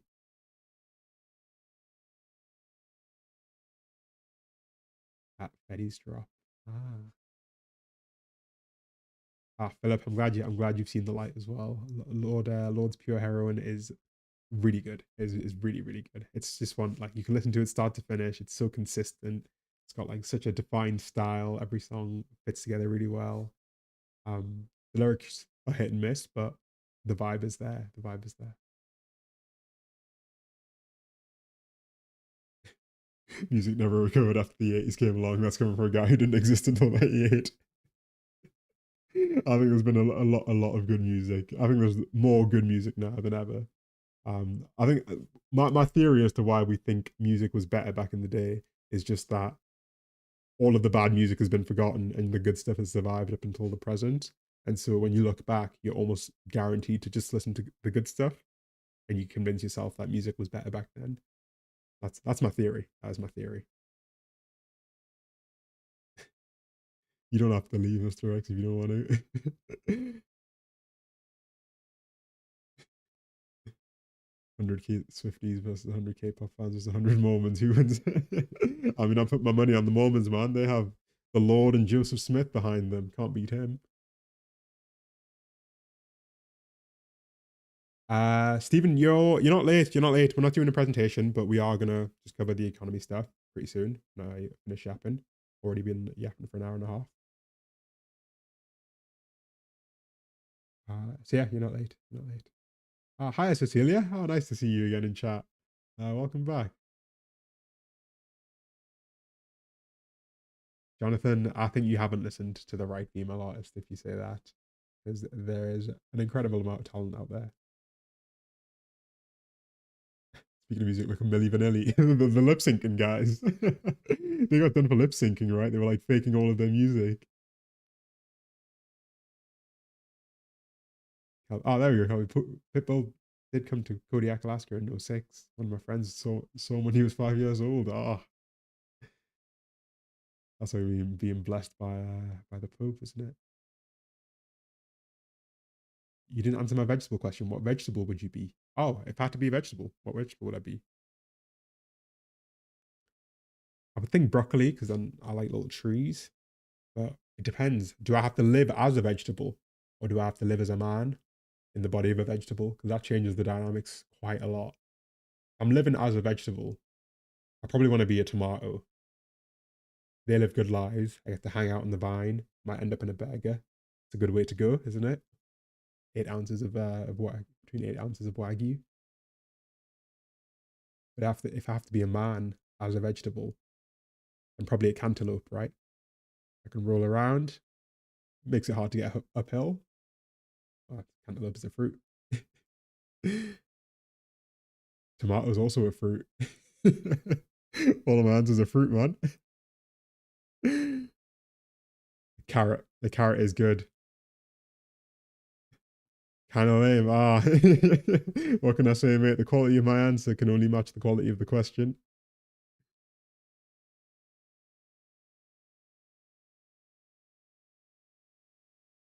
It's also never been easier to make a song, put it out in the world, and go viral. There's far fewer barriers in place to filter out shitty music.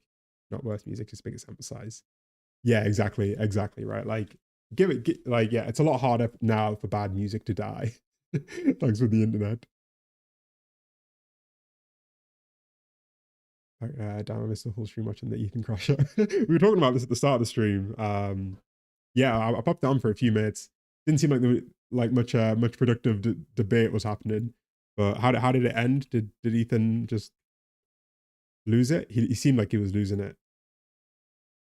Ah, yeah, the crash out has ended. That man needs to choose retirement. He's made enough money, but at this point to retire and like hang out with his kids, hasn't he?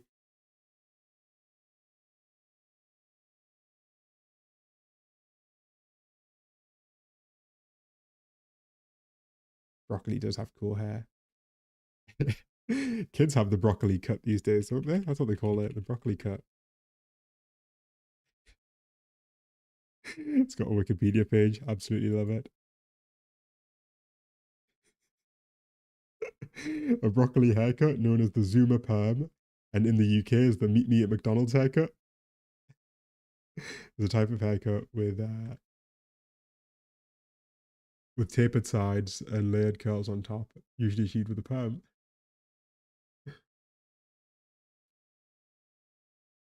Whole ass wiki for that. I don't know how this passed the Wikipedia test, but it has also been referred to as the Zuma perm for its popularities amongst members of Gen Z, as well as bird's nest hair, bussin haircut, or alpaca hair. Is that the academic term?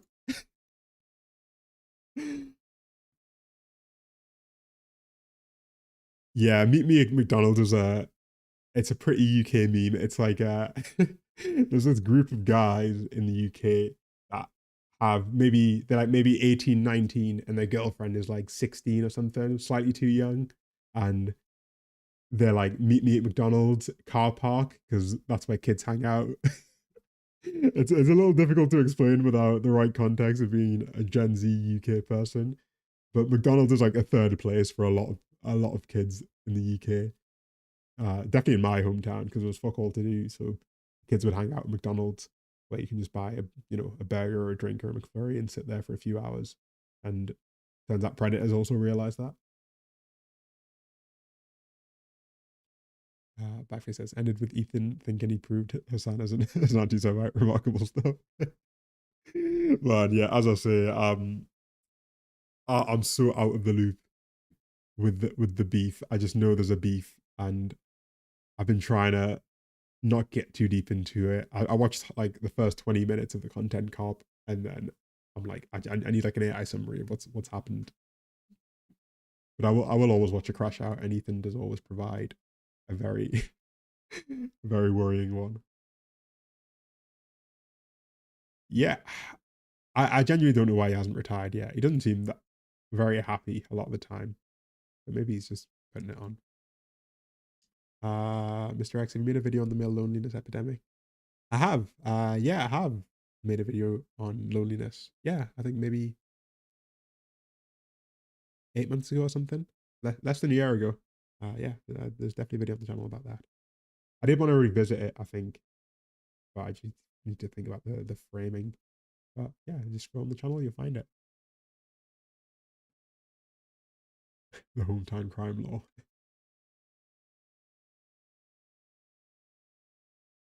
Did you see Sam Bankman-Fried hanging out with Diddy in prison? Are they hanging out now? I know they're in the same jail. Luigi Mangione is also in the same jail, same prison as those two. It's it's a wild place. The blunt rotations in them is go crazy. Passing the puff to Diddy. This brings a whole new meaning to puff puff pass. That's a deep cut.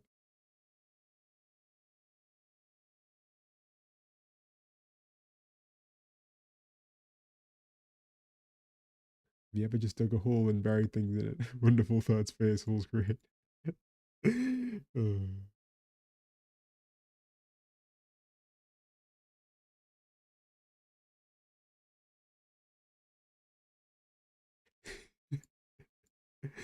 Sorry, I'm just yeah, let's actually get to the topic of today's stream, and we'll just chat a little bit about it. Might not go on for that long, but we'll cover it because I wanted to talk about. Let me try and find it. Why do I have so many tabs open? Yes, some good news, some bad news. But I would not want to be Diddy right now. You know, I don't think I'd want to be Diddy at any point in history. He was always murdering people. But yeah, where were we? Let's there we go. Yes. Ethan was pissed that Nelson Mandela supported Palestine. Sorry, that man needs to chill. That man really needs to chill. Holy shit. His downfall has been worrying to watch. But anyways, onto the economy. US economy contracts at 0.3% rate as Trump's tariff prompt import surge. So, if you've not been paying attention, the economy is kind of shrinking in the US. It's the first time it's shrunk in the last 3 years, which is actually quite significant.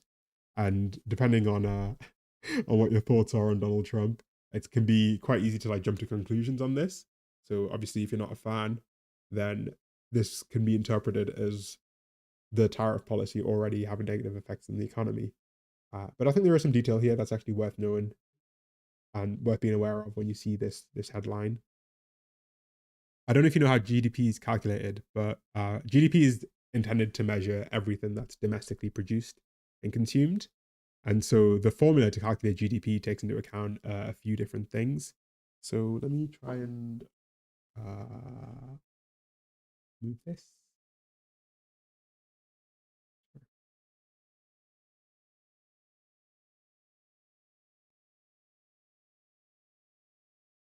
Where are we? There we go. So when you're working out GDP, you use this formula, which computer should hopefully let me move. Computer, please behave.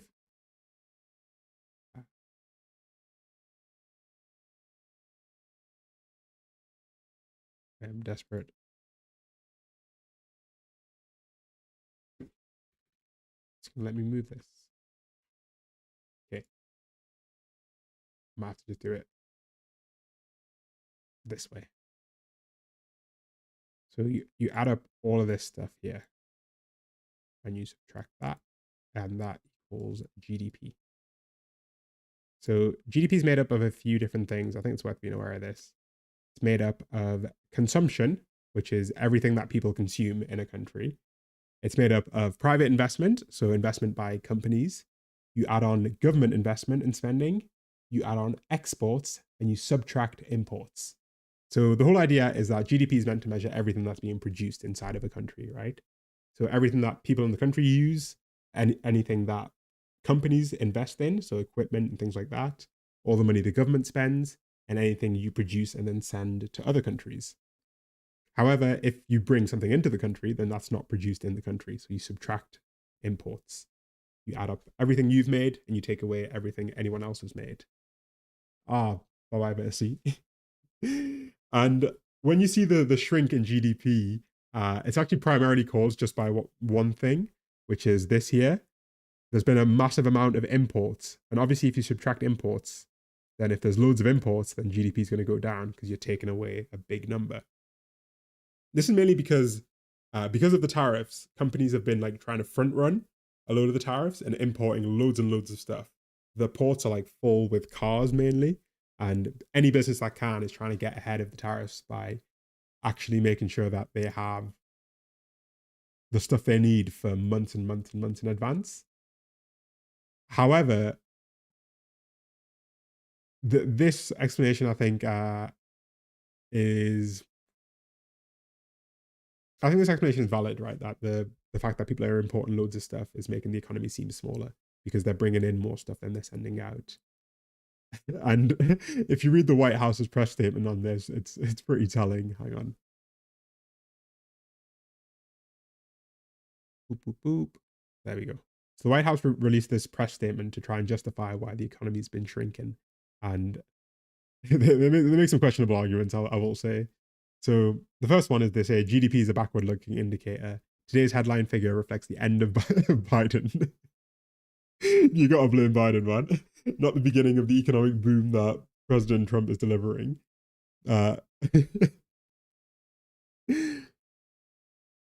January growth, especially in consumer spending, which has an outsized weight on the Q1 figure, was hampered by colder than usual weather and California wildfires, mostly before President Trump took office. So they have an actual reasonable point here.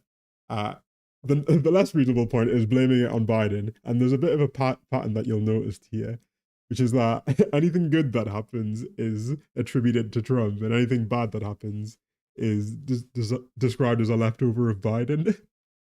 So Trump even posted on Truth Social saying, "This is Biden's economy, and maybe probably next quarter will also be Biden's economy." He's like soft launched the idea that even in the middle of the year, if anything bad happens, it should be attributed to Biden. And yet, anytime there's a growth in the stock market, they don't seem to do that for some reason.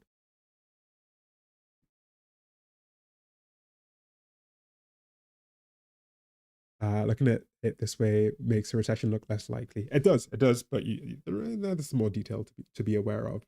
But yeah, the man is not being left alone. He's being blamed mainly.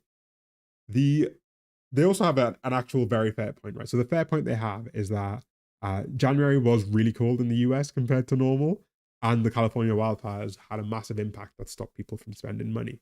And so it is, I do agree that it isn't fair to attribute, where were we? To attribute this 0.3% decrease entirely to the tariffs. Because one of the big reasons why this decrease was observed in the first place was due to this massive surge of imports, of people trying to front run the impact of the tariffs. However, there wasn't necessarily like the demand for that extra import. Go back. One of the things I noticed when I looked at this press statement is is that they really can't decide whether the numbers are good or bad, or whether the numbers are Biden's or Trump's. So I'm just gonna refresh the page. Because there's two stories here, right? There's either the story of this is Biden's data and it's bad, and there's the story of this is Trump's data and it's good. And they flip back and forth between them. It's like within like line by line as to whether the numbers are really good or whether the numbers are really bad. And you can see it really clearly here. So the first point they make is GDP is a backward looking indicator, and that this is the end of the Biden economic disaster. However, the second paragraph is literally the complete opposite statement. So they say core GDP grew at a robust 3%. So this core GDP is like not really a real measure. Core GDP is what you get when you take this graph that we're looking at here, and you just, what do? You do this, right? You say, I'm going to work out core GDP, and I'm going to do that by completely ignoring all the red things. And then suddenly you have 3% growth. That's what they're describing when they talk about this idea of core GDP having grown. But the bigger issue is that to say that like, okay, core GDP is grown at 3%, and this signals strong underlying economic momentum that occurred after President Trump's inauguration, is like directly opposite to what they say before. Because it's like, if the numbers are good, then why are they not included as the part of the end of Biden's thing? But if the numbers are bad, then they are Biden's. So the core growth is Trump's, but the negative aspects are Biden's. It's literally within the space of 2 lines, okay? And you see they do the same thing here, right? They're like gross domestic investment soared by 22%. This is the highest in 4 years and comes as businesses and consumers boosted by rising take-home pay, fuel, and economic boom. It's the same thing. So this gross domestic investment figure has increased by 22%. And if we actually go back and we try and understand what's increasing this private investment figure that you're seeing here, when they say investment, they're talking about this stuff here. This has been mainly driven by two things. So the first thing you see that they've got listed here is change in inventories. So whenever a company imports goods, they eventually later get brought to that company's warehouse and they get counted as private investment. But also companies have just been buying loads and loads of equipment to front run the tariffs. And so we've ended up in this situation where it looks like companies are investing loads into the US, but they're just buying loads of stuff to get ahead of the tariffs. The bulk of this change in private investment can be attributed to increased purchases of equipment, probably from China and other countries that have been tariffs. Man's trying to do with GDP what he did with the property valuations. Honestly, the way I think about this when I see the two completely opposing points is the idea. It's like when when you're trying to rent a place and you've got to try and convince the landlord that you make bags of cash. You're like, I'm totally good for it. I'm totally good for it, man. And then you're going to try and do your taxes in a few months and you have to convince them that you make no money. And you're like, oh my god, I'm in the dirt here. I'm in the dirt. That's what they're trying to do here. Just two completely opposite points, but line by line, not being able to decide which one they want to stick with. Also, hi, Broken Pasta. Nice to see you.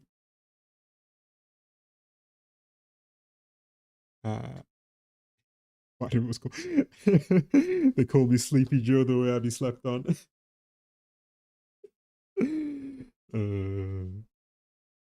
Funny thing is, if someone came out and called Trump a bitch, they'd probably win over 5 or 10% of the Trump voters on that basis. Yeah, you just need to be. They need to be more brutal, man.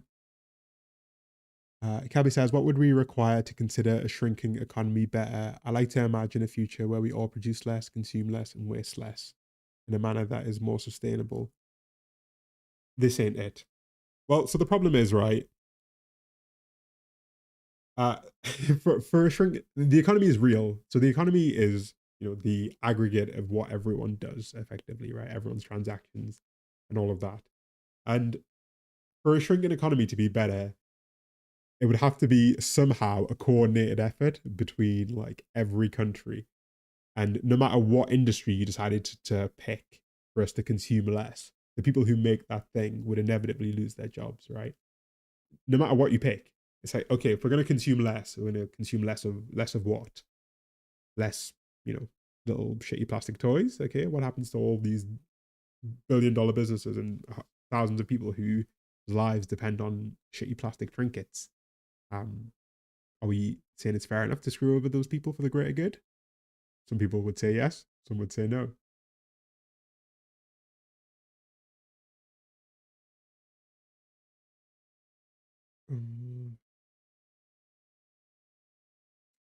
Yeah. For a shrinking economy to be better, you have to decide what's going to shrink, right? And nobody's ever going to vote for the thing they do to shrink.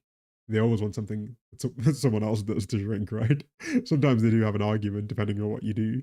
We could use, less plastic in the ocean.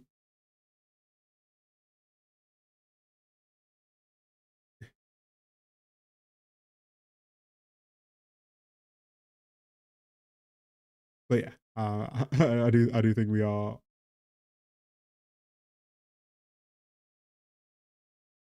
Kevin says we have limited resources on the planet. We can't keep growing economic expansion forever.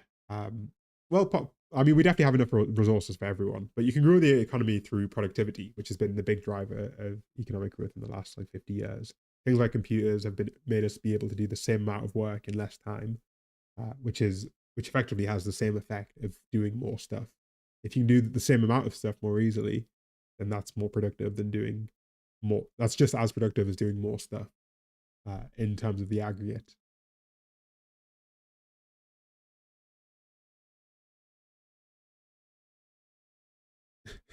Mr. X, please don't be rude. Whatever happened to good old subsidies? That's not the vibe right now. We'll actually go through the new budget in a bit. Yeah, as we said, gross domestic investment has increased, and this is partially inventories, companies just stacking up goods, but also equipment, because so much technological equipment is made in China. And so much like companies have been trying to stack up goods like retail goods for consumers, they've also been trying to stack up equipment and anything that they might need in the next 6, 12, 18, however many months. So the fact that this is the highest in 4 years isn't like a signal that companies are necessarily investing in American jobs. It's more that they're investing in equipment, so they don't have to pay extra next month. Okay, monthly indicators which capture growth trends at a much higher frequency all point to accelerating growth after President Trump took office. Private employment gains, consumer spending, capital investment, and aggregate hours worked have accelerated since January, while inflation has decelerated. So they do have more of a point here. They do genuinely have an argument here. The jobs situation has actually been a lot better. We'll go through it in a second. But once again, capital investment, this could just be equipment. Like if companies are buying surges of equipment, then it looks like they're investing in the country, but they're just buying like robot arms and shit.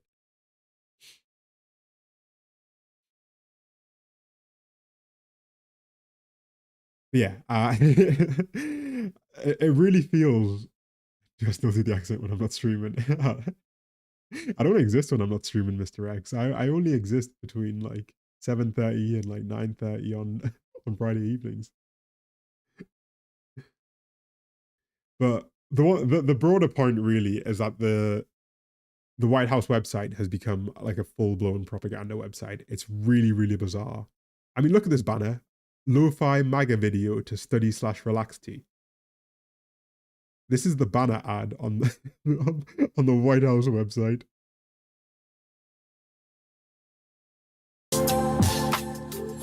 What the fuck is this?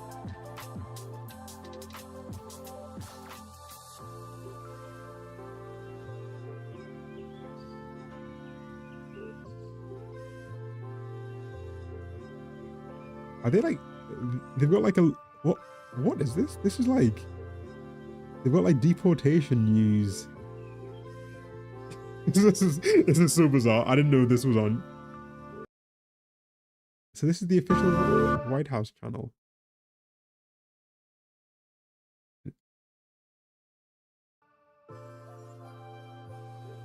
What is going on? What world am I living in?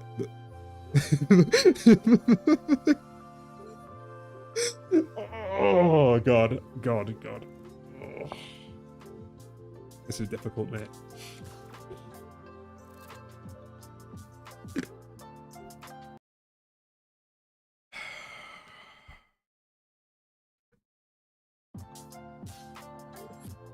This is AI sort of semi-giblified Donald Trump writing executive orders beside just fear-mongering about immigrants on the other side of the screen. Who is this for? What is this?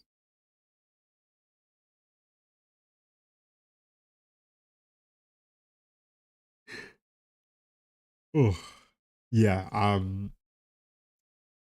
Also, Paul, I'm not from Birmingham, mate. I'm from Newcastle. I know my accent isn't super strong, but I'm from much further north than Birmingham. Oh, this is God. I'm tired, man. I'm tired of this. What's going on? Why is there a lo-fi Donald Trump about immigrants? Ugh. They have nukes. These people have nuclear bombs, bro.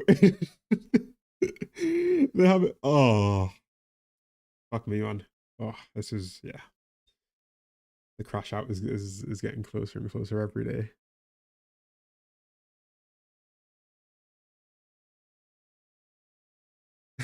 Sorry, Philip, for waking you up, but this is unbelievable. What were we talking about? We're talking about the economy, weren't we?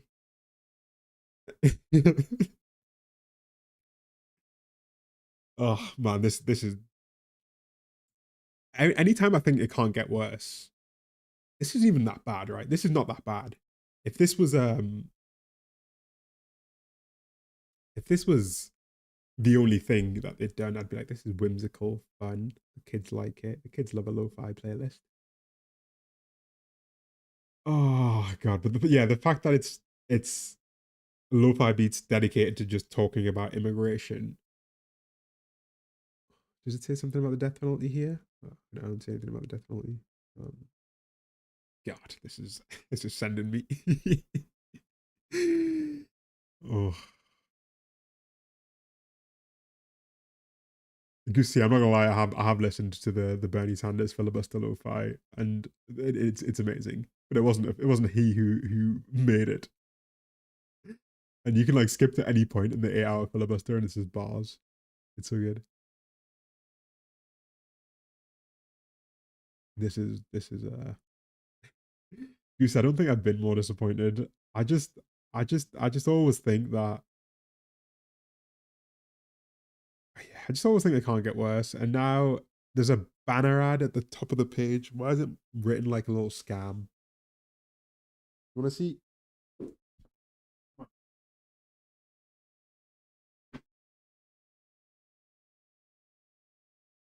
Oh, okay. I need to lock back in because seeing this has just thrown me off, and I actually can't believe it.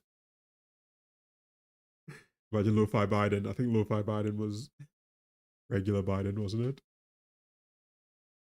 Oh, mate, Paul, extra disappointing. But yeah, people can't really place my accent a lot of the time because it's like quite a weak Geordie accent. Sleepy Joe beats to nap to. Oh, God. There was the Angela Merkel lo-fi as well, wasn't there? You want to get off? No? Okay.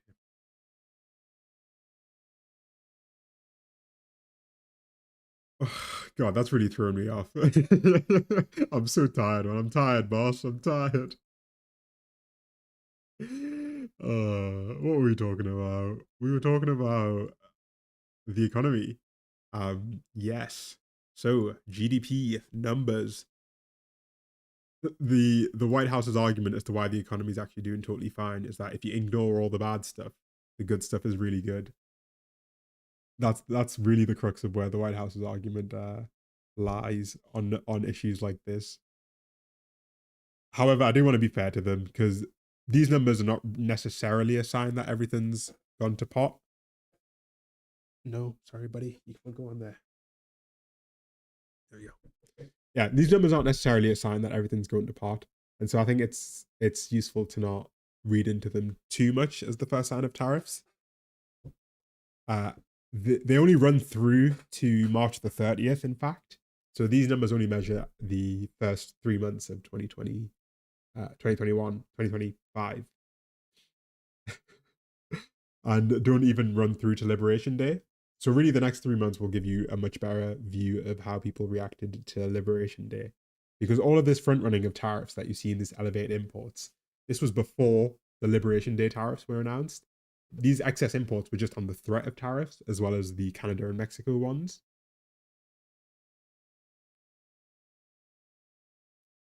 Yeah, I can tell you. In the next 3 months, we'll see what actually happened after April 2nd, right? And see how people reacted when the stock market was going crazy. So I will say that this number doesn't really make sense to attribute to, definitely doesn't make sense to attribute to Biden, especially because the most significant part of this is a massive surge in imports on the threat of tariffs. But, or you can listen to the Truth Social, which says that it had absolutely nothing to do with tariffs. And yet, bizarrely, the White House website, if we get off of this lo-fi page, seems to say that it was actually all to do with tariffs. An unprecedented surge in imports due to tariff front running contributed to most of the decline. And yet you go here and you're like, oh, wait, no, it had nothing to do with tariffs. It's almost as if they don't care about the truth.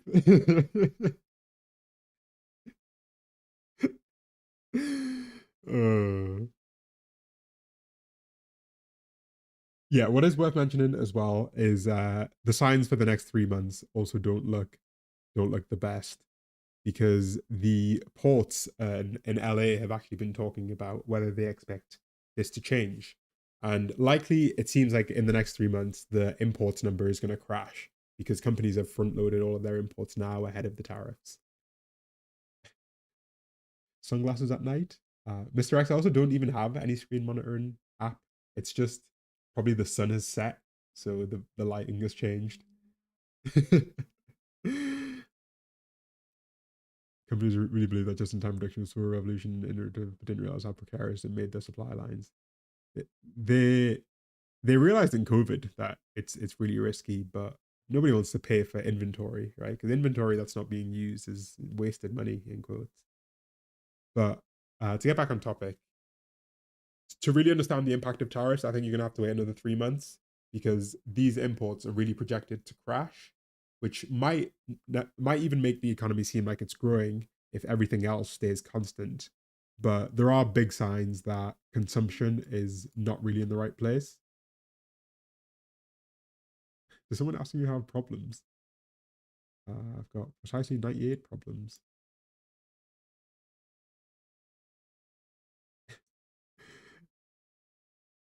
And let me try and move this. Move this bloody window. Come on, let me move this window. Okay. Never mind. The chat is not working for me. Can't wait for Q2 GDP to be minus 11%. It'll be MS13's fault.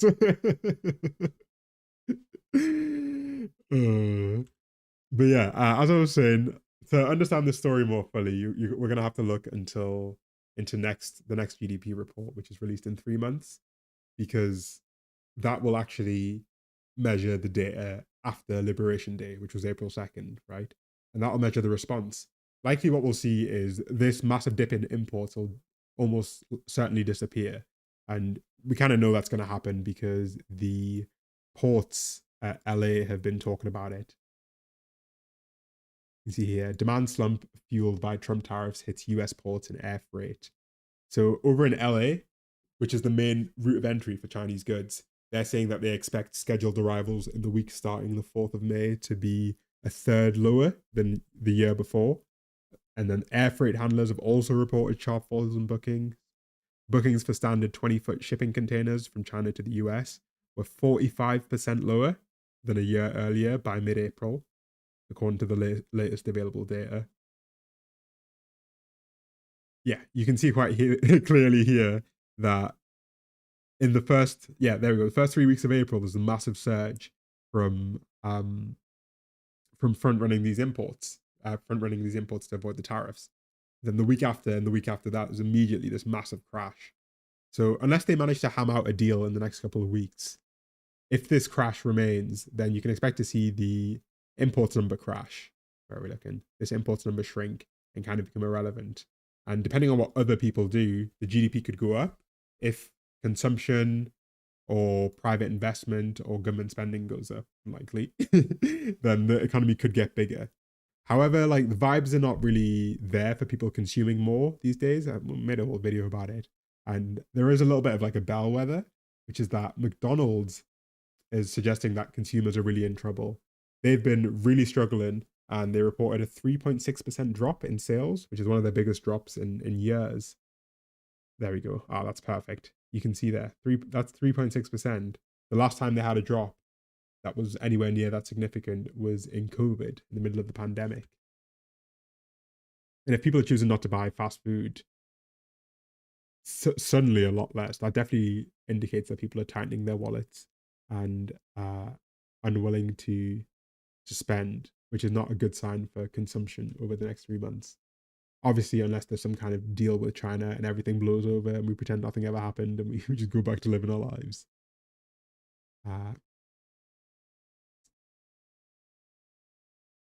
I think this is the least productive stream you did recently. No, all good. It wasn't intended to be productive. I don't even know if I'll get a video out of it or anything like that. I just wanted to make sure I was online this week to chat with the gang. I wonder how much of an effect deportations will have on GDP. Well, deportations are really affecting the construction industry, which relies way more on migrant labor than any other. So we can expect to see construction slow down, agriculture slow down, and they're pretty crucial. especially construction. How will this affect the UK, the decrease in American GDP? It depends. Yeah, a bit of a cop out of an answer, right? But it depends, because the shrinking US economy can rapidly lead to a global slowdown in trade, or it can lead to what we're actually starting to see a little bit of, which is other parts of the world becoming trade centers. So it depends if people fleeing the US is them choosing to go to cash and just hold their money for the time being, or whether it turns into them choosing to invest elsewhere. Either way, if the US economy starts shrinking, it's pretty bad news for most countries, because most countries depend on the US, especially for things like services. So, like financial services and things like that, legal. The US has like a really big export market for financial services. And so, if those companies start shrinking as well, then any company around the world which depends on the US for its activities is going to feel a knock on effect. In general, we it's generally a good thing, or at least for Europeans and Americans, and probably Chinese as well, to have the US be a growing country, because a lot of countries do depend on the US, just as the US depends on a lot of countries.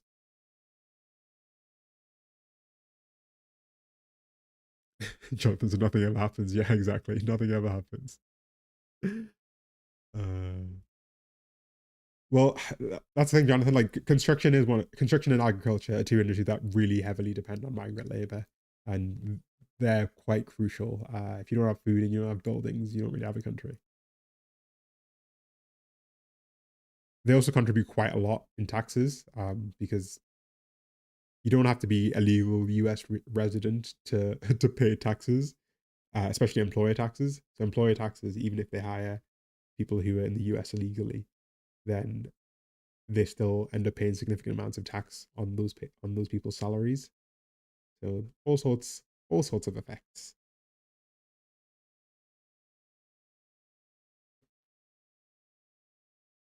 Yeah, but yeah, broken pastas put it well.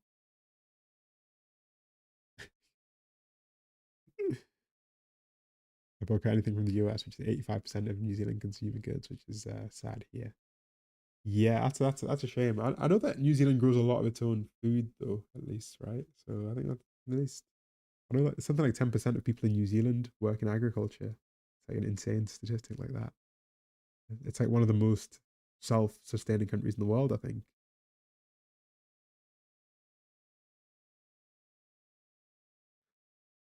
Mr. X, get me a Red Bull, please. John, agriculture has the most slash is the most reliant as a percentage of the workforce. There's still a lot of domestic construction workers. There are almost no domestic farmhands in veg fields.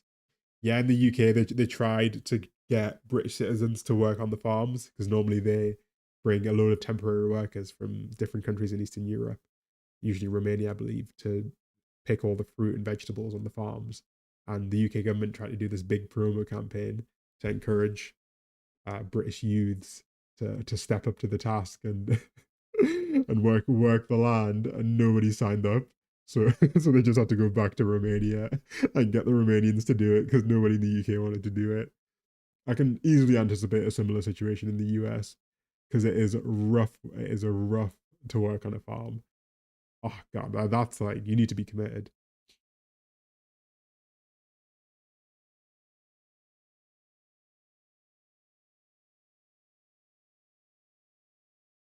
As long as you're using YouTube, okay, I think I missed there.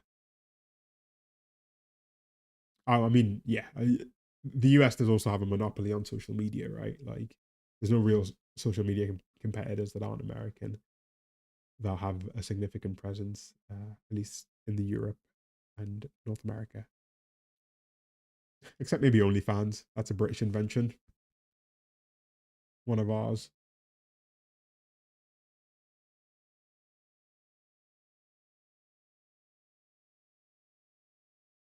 Mexico surpassed China in 2023 to become the leading trade partner of the USA, and Trump wants to push Mexico away. He wants to push everyone away. It's really the worst part of the plan overall, is that he's not doing the thing of keeping your friends close. At least he's like, I don't need my ops and I don't need the homies. I need no one. And it could have been such a win for him to present this trade war as China versus the free world, right? Of like the countries with democracies as being superior and actually getting people on his side to all shut out China. But instead, he shut himself out from everyone else and expects them all to join. Who knows, mate? Who knows? Oh, bye, Goose. Bye, Goose. We're going to wrap up soon enough, anyways, but bye.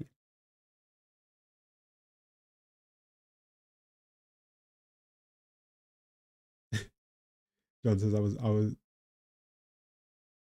oh, sorry. I'm actually missed a few messages. Kiwis rely on cheap overseas labor too. They don't want to work themselves that hard. Do you know where people come from? Is it from China or like Southeast Asia kind of vibes?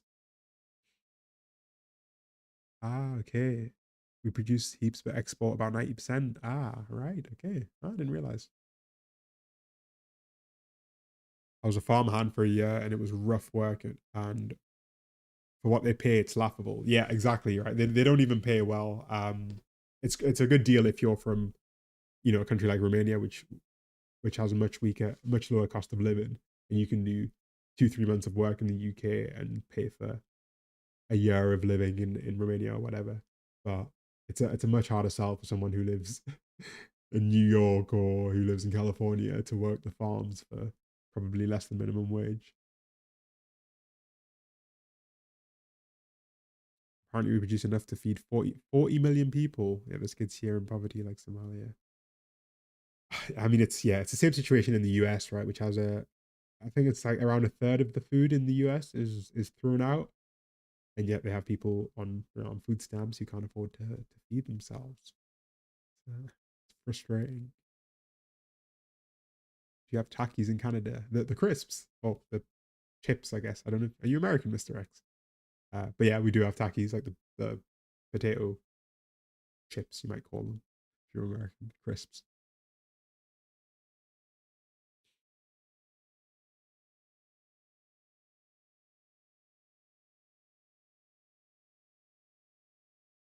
But yes, where were we? We were talking about consumption. Yeah, as I was saying, there are some good signs that consumption is on the downtrend, at least for people who are lower earners. And I think McDonald's is unironically one of the best ways to understand this. Like we talked about the McDonald's Big Mac Index as an indicator of economic health, and McDonald's sales being so down in a year where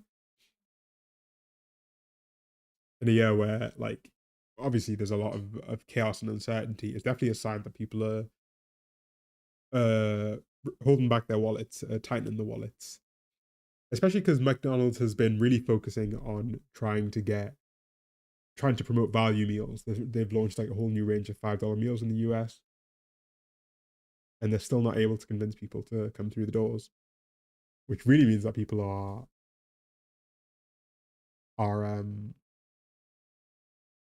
just deciding not to go. Granted, the prices are insane, but typically fast food chains tend to do well when times are tough. But the price compression between fast food chains and just regular restaurants has gotten so ridiculous that the benefit isn't really there anymore, right? Of going to fast food places. One of the things that you normally see is that people flock from going to restaurants and fancier places into the fast food during rough economic times, but there's not even a benefit anymore. The majority of food waste is before it even reaches the customer. Yes, that's very true. It's the same with fish. I think over half of all fish that's fished out of the ocean is wasted before it ever reaches the consumer.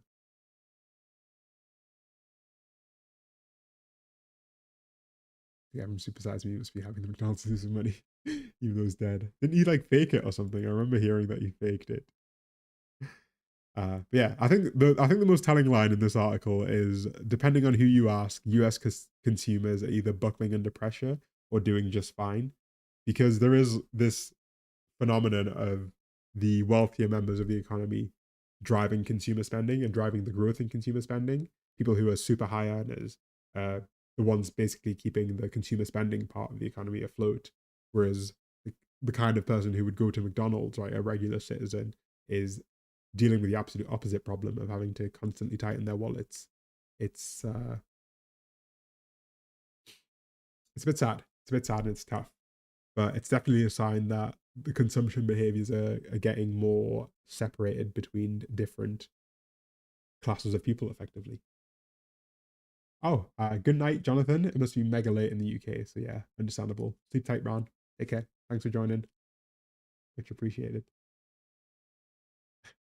Texans would rather see McDonald's die out and just eat Whataburger instead. I've only heard of Whataburger through the internet. There are so many places like this in America that have Chili's as well. Is Chili's a real place? Church chicken, that's another one that is just like a native American place to meet.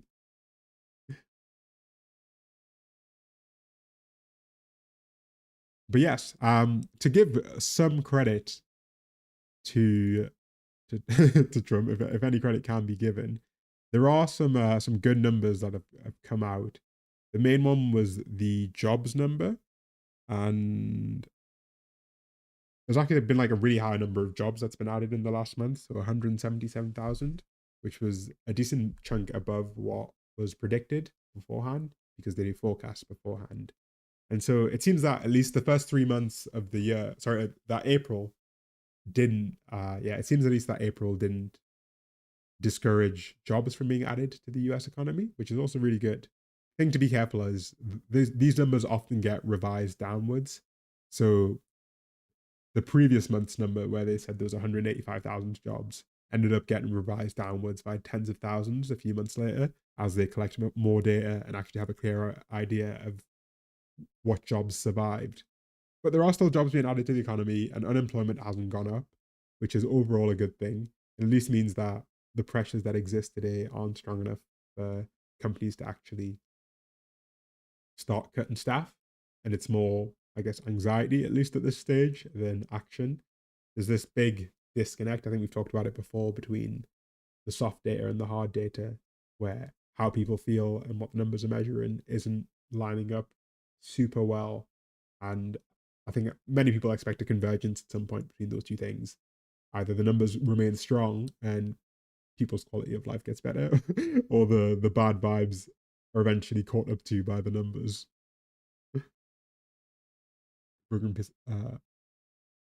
Pastor Tony says, I don't believe it. You don't believe it. Well, I will tell you, this number almost certainly will get revised downwards. They tend to revise it downwards like almost all the time. So they'll like say, yeah, we've added X amount of jobs, and then 2 months later they'll be like, yeah, we revised it down by 20,000 or 50,000. It's there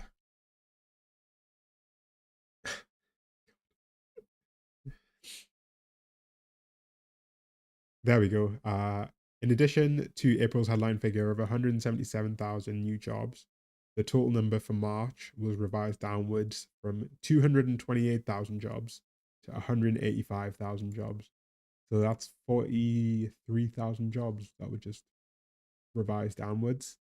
All of these measurements are fundamentally estimates.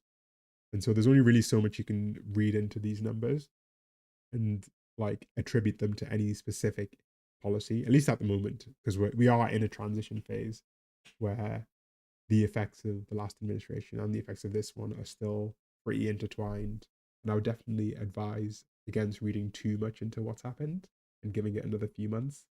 But the vibes are definitely pretty bad. Like consumer sentiment and investment sentiment is super low, and people generally don't feel super optimistic. But at least for now, other than the stock market, the data hasn't really caught up. Job growth is still pretty high, still looking pretty strong, and the economy did shrink, but that was largely driven by a surge in imports, way more than whatever people's demand has been for the last few months. So we'll see. We'll see. Obviously, I have shared my opinions on the Donald many a time, and I am not the most optimistic about about the future. But I can be a bit of a doer.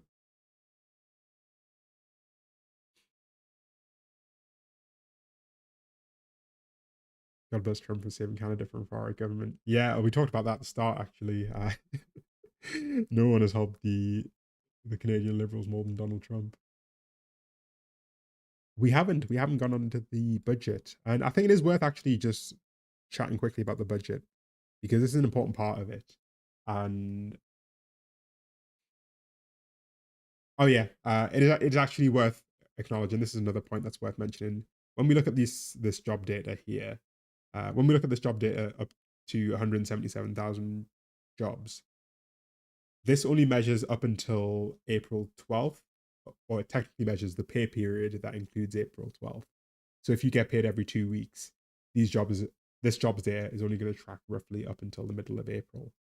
And so, once again, like it doesn't really account for the impact of April's dynamics in terms of tariffs fully. And so I think we just need to wait. We just need to wait. There is a whole separate issue of like what do these numbers really mention? They're not that good at measuring what they want to measure. But it doesn't really matter if you're looking at the change in the numbers, because it's often the change in the numbers that tells you more than the actual hard figure. Yeah, that's a quick little rundown of the maybe recession that started, maybe not recession. We'll find out in 3 months. But yeah, one of the reasons for tariffs was to raise some revenue, which obviously it hasn't done very well. But another reason is to maybe provide a little bit of distraction from the budget, because where are we? All right, this this is the headline I was thinking of. Yeah, we'll talk about the budget and right in a second, but I just think this is just a ridiculous headline of like, if it goes down it's Biden, but if it goes up it's me. All right, boss.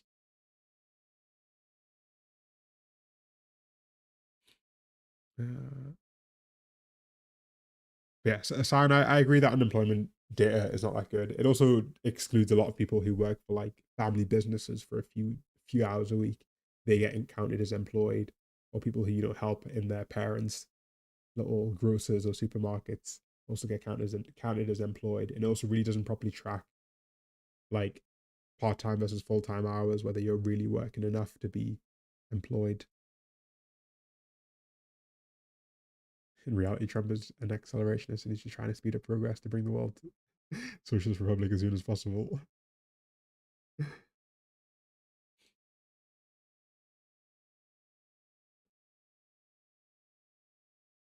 Yeah, Australia is having it. Yeah, it's when is the election? Is it next week? Australian election date. Is it this Australian election day? Oh, tomorrow. It's on a Saturday. That's rogue. Yeah, tomorrow. Oh, bye, Mr. X. Bye bye. Nice to see you.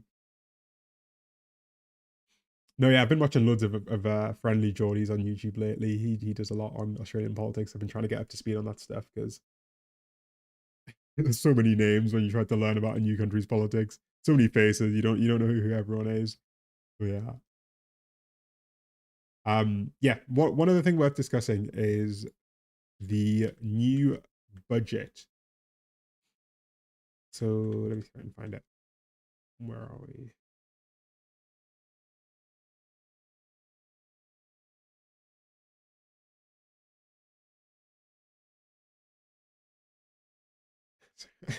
Just on Truth Social. There we go. There we go. So if you have kept track of the US budget lately, you might have seen this. Where are we looking? So, new US budget just dropped and it's a bit wild. It includes some big spending increases for some departments and some huge cuts for others. The biggest winners and losers from the latest Trump budget are the Department of Defense, which is seeing a whopping extra $113 billion. And its overall budget is going to take it to over $1 trillion for the military. Homeland Security is getting 40 plus billion. And the biggest cuts are, well, the single biggest cut is to the Housing Department's state rental assistance program. Because obviously, who needs to pay rent, right? That's been well established. The National Institutes of Health, they're not really needed either, right? What do they really do? And the Department of Energy, who, if you don't know, the Department of Energy also oversee the nukes. By the way, you might not know that. but there seems to be specific cuts to the Infrastructure Investment and Jobs Act. The State Department has had its global health programs cut, so there's like things like US aid and all sorts of other international aid has been cut. Now, obviously, you'll see that these numbers don't really add up to these numbers, and he's planning an actual world war. Unironically, there's like decent odds of a war coming up. I am definitely not fighting if they try to get me involved. I'm not doing shit because I did not sign up for this. But this is like a pretty wild budget, especially to bring the military budget above $1 trillion. And what you'll notice is that the extra money they want to spend is more than the entire amount that Doge has been saving. Doge claims it's saved like 150 billion or whatever, but the actual number is a lot lower. And an extra 113 billion for the military is so much money. It is so much money. And I really think that is that a Biden quote? Something. there's like a Biden quote. I think it's Biden. Where it's like, if you don't tell me what you value, show me your budget or something like that. Is that a Biden quote? Don't tell me what you value. Ah, maybe it is a Biden quote. How old was he at the time? Was he senile? Yeah. Oh no. Was he? Show me your budget. I will tell you what you value. Well, folks, let me tell you what I value. Okay, it's like a Biden propaganda thing. But yeah, there is unironically a based Biden quote where he's like, "Don't tell me what you value, show me your budget." And I think I agree with that sentiment at least, because governments will say that they value a lot of things. However, the budget will really tell you what they value. And the biggest thing they're trying to push through in not necessarily this budget, but in the other part of the budget is $1 trillion in tax cuts. And to fund that $1 trillion in tax cuts, you either need to make sweeping cuts, which in the case of this budget is going to amount to an average of 22% from each department being cut in order to increase the funding of the Department of Defense. But not just that, they're going to have to take on a bunch of extra debt because cuts to the government are not going to be substantial enough to fund the things they want to fund, mainly the tax cuts, because the tax cuts require so much extra funding. And so at the moment, it looks like obviously Doge didn't really work out. And clearly the cuts here are nowhere near significant enough to make up for the shortfall in budget. And so the only other solution is for America to take on more debt.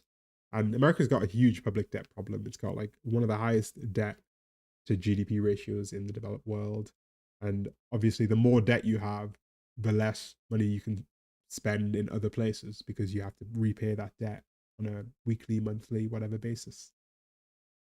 So yeah, when I see this budget, what I see is more money for stuff that people don't really need and clear signaling towards maybe a World War III type beat.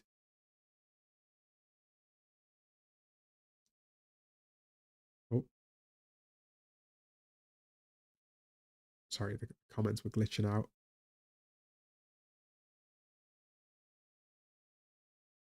Okay, hold on.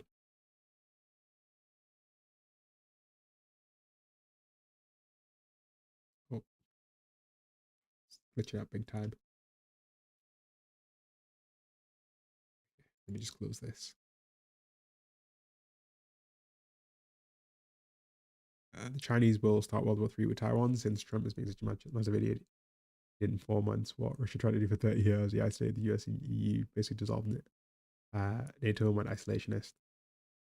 Yeah, well, yeah, that's the thing, right? China's also kind of posturing that they might invade Taiwan, but I think everyone knows it's going to happen sooner or later, but everyone's hoping it doesn't happen when they're around, and I doubt it's going to happen like within the next year or anything like that. Maybe not even within this next administration. Depends how the trade stuff works out. But clearly the US is setting itself up for a kind of big war to kick off. And you can see with an extra 100 billion for the military that a lot of people are going to get really well paid if there is another war. A war with who? It's a war with China, Kira 707. likely won't be like US versus China directly, but it'll be over maybe a third party. So Taiwan is the big one, right? Because China, mainland China claims Taiwan as their territory. The Taiwanese are kind of split between independence and maintaining this weird status quo they have, where they're basically their own country, but technically not really their own country because they're not widely recognized. China's also been making moves in the South China Sea, which is just the sea to the south of China, and it's a shared space between China, Malaysia, Indonesia, the Philippines, and a couple other countries. And China's been starting to claim these like uninhabited little islands as their territory in order to project influence because they claim to have a historical claim to that land, that water. And they say the South China Sea is all theirs. Other countries obviously disagree. And so there's pretty high tensions in the South China Sea. Let me probably just show you a map that would make it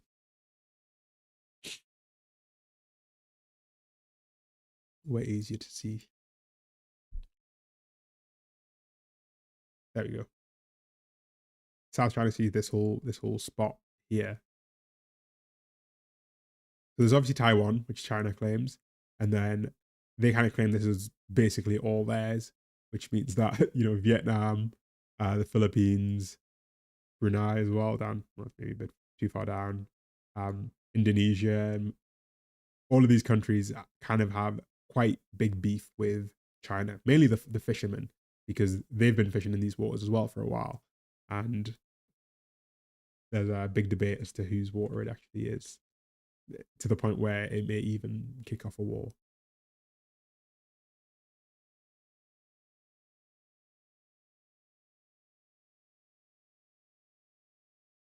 Welcome back, Philip Bruce.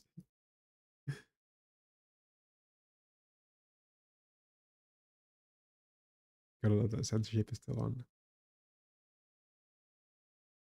So the issue is I don't know if you're talking about the chat censorship, but I can see all the comments, but there's no way for me with the tool I use to put all the comments on screen. I can only put down the auto filtered comments, which is annoying, but I can see them all at least.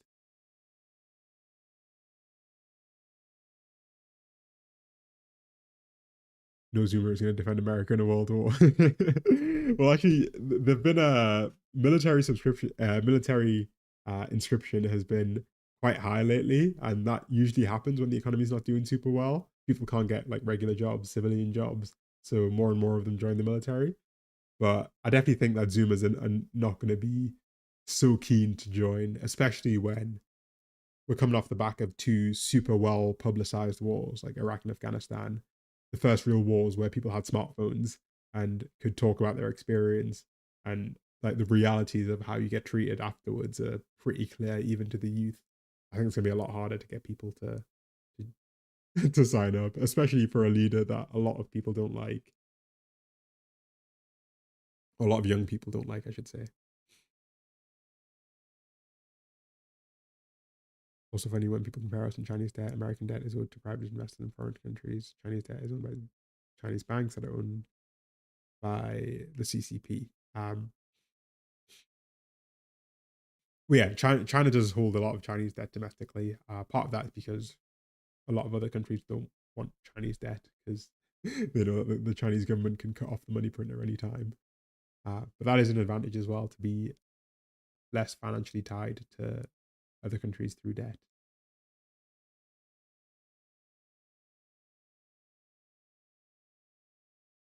UK carrier group has been stationed recently in the Pacific. Okay. Oh god, scary. Oh. I went on the maps recently and looked through little islands around the Pacific, pretty much US Navy base on every single one. Yeah, it's ridiculous. I remember when I used to get the train to university a couple of times a month. It was like a 3-ish hour train ride. And one time there was like a US Army soldier just on this little regional train. I'm like, what, why? We got chatting because he was sat next to me in like his outfit. And I was like, why are you here in this like random little English village? And they're like, yeah, there's a base just down the road. The US Army is everywhere. There's literally everywhere in every country. Oh, have a good weekend, Philip. I'm going to be wrapping up soon enough anyways. You were here for most of it. Take care, my guy. Tell you what, speaking of this US Army trying to recruit, the CIA is now trying to recruit Chinese people through like YouTube ads. I saw CIA recruitment video. Trying to find the official video. There it is. They're like making these ads to try and convince Chinese people to like join the CIA, and they're just like posting them on YouTube and stuff. They're kind of funky, but it's a it's a rogue strategy. I'm not quite sure how well it'll work given that YouTube is banned in China, but go off, Kings, go off. Also, like how they make joining the CIA like look like James Bond. When if there's one country I would not want to be snitching on, it's China, especially while you're in China.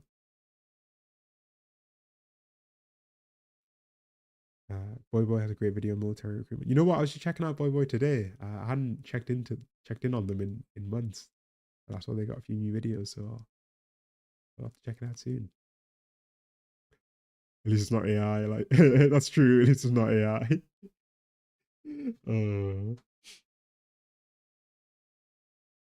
But yeah, I find it quite amusing that this is the current strategy of like make defecting from China seem really cool when you have to be an incredibly brave person to do that in China.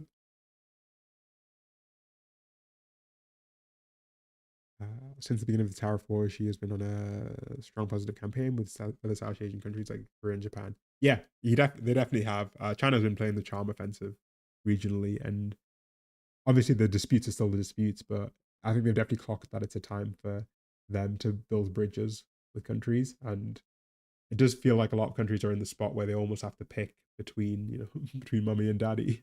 Let you decide which one's which. China and the US, and for a lot of countries, it seems to be a better deal to pick China at the moment, or to at least not openly comment and low key pick China.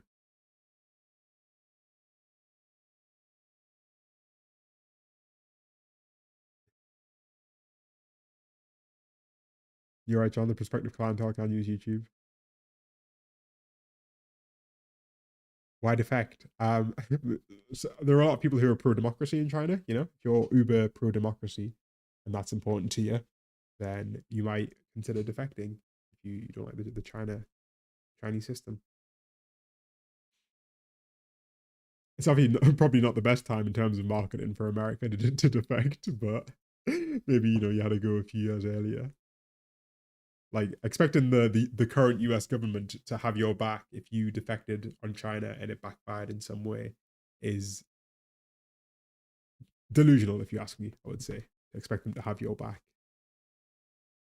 It's like all the informants that got left in Afghanistan, right? When it all went tits up, a bunch of informants got left behind, and yeah, it was like shit out of luck, buddy.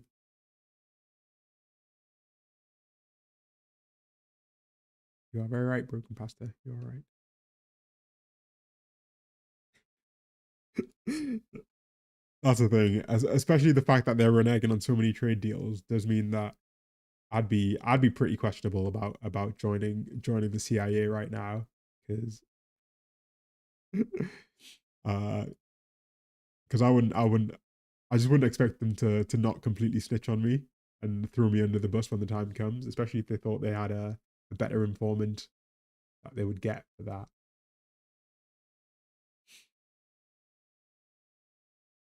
Also, very friendly the official Taliban military channel. Oh god.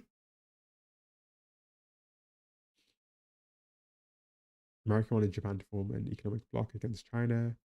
And Japan like, no, I'm just gonna continue dealing with China right now. Well, that's the thing. Before all of this, in Trump administration number 1, they had the Trans-Pacific Partnership, which was the US, Japan, and South Korea, and Trump pulled them out of that partnership, which was literally designed to help shut out Chinese influence in the biggest economies in that area. Uh, there's just like no logic to this. It just switches day to day. It's a bit silly. here. So Trump is preparing for a war he wants to initiate. That is very much how it feels. Um, I think the South China Sea issue in Taiwan is getting close to boiling point, but it might just be a case where there are bigger issues to be dealt with that it takes the back burner. But it 100% feels like the massive increase in the military budget. They're trying to build like a missile defense system, like a brand new missile defense system, like what Israel has, the Iron Dome, where it's like a missile detection system. They're trying to build that in the US with this extra budget, and it really feels like they're just squaring up for World War III, which, yeah, that would really be the way to wrap up this decade, wouldn't it? Start with a global pandemic and end with a world war. The roaring 20s.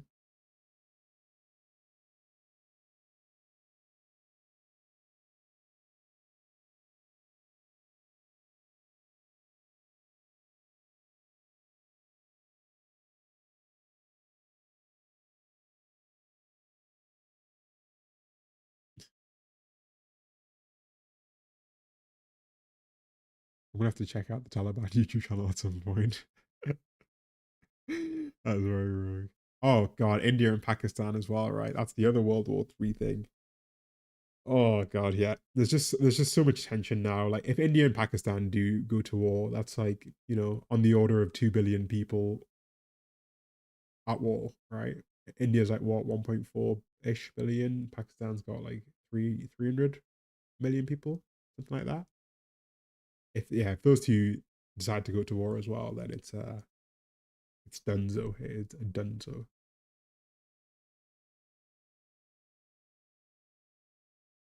He's going to go after Canada. He keeps saying it's not a joke, and I think we should believe nothing is beyond him. If he says that's his plan, it's probably his plan.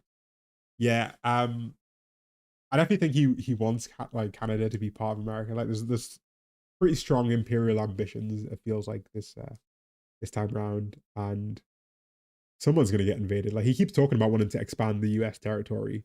And those are the specific words he used. And obviously the Canada 51st state thing has been done to death. And so I don't think Canada would never be the first place you go for, right? You try Greenland first, or at least something smaller. But I definitely think the ultimate end goal is to expand American territory, which is what he said. Do you think Latino America could benefit from a war? I don't think there are many countries that benefit from wars in the short term. Anything that The only way they could benefit is if there was a big spending push in the US because they're at war, and they ended up importing a lot of Latin American like goods and stuff and using their auto industry. But there's not really usually many winners in wars.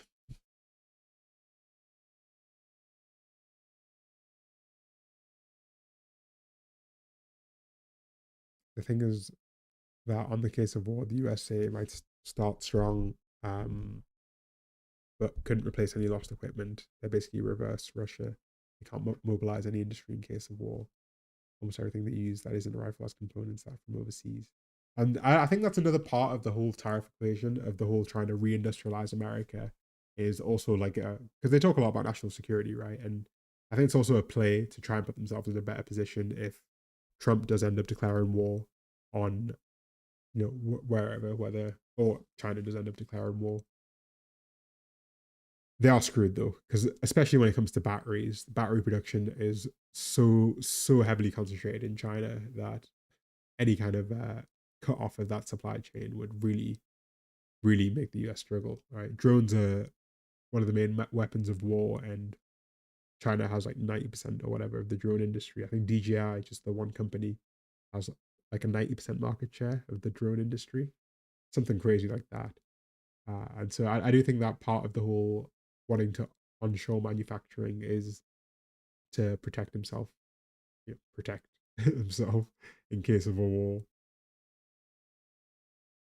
It makes strategic sense, and the map would look so much better if Canada was actually. I do agree that the map would look better, but I think most maps would look better without borders. Think how good the Korean peninsula would look without that border. Now that's the fakest of fake borders. That was literally drawn on by the Russians and the Americans. Like how good would the peninsula look if it was just, you know, just this border here, and then it just went straight down and then straight around.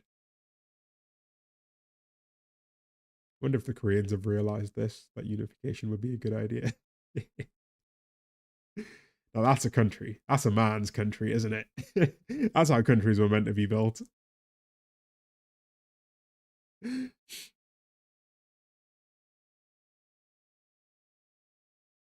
The fakest border is the USA Canada border. It's a continental size straight line. Well, I need to tell you, the North Korea South Korea border was also a straight line, and then they started shooting each other, and that's how it ended up like this. So, you know, I think a similar thing might happen if the US and Canada start shooting each other. You don't end up breaking the border, you just end up making it a bit more annoying for people who draw maps.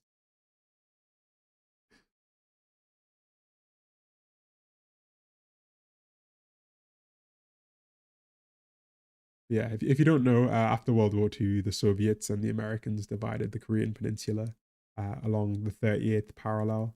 So they just went up 38 degrees and just drew a straight line across. I'm like, okay, this is the border now. I don't think this is going to cause any problems. Obviously, it did. Massive war broke out, and now the border looks like this. Same thing in Africa, right? It's why you end up with so many strange borders on the African continent as well, because of all of like the ethnic groups that were randomly separated.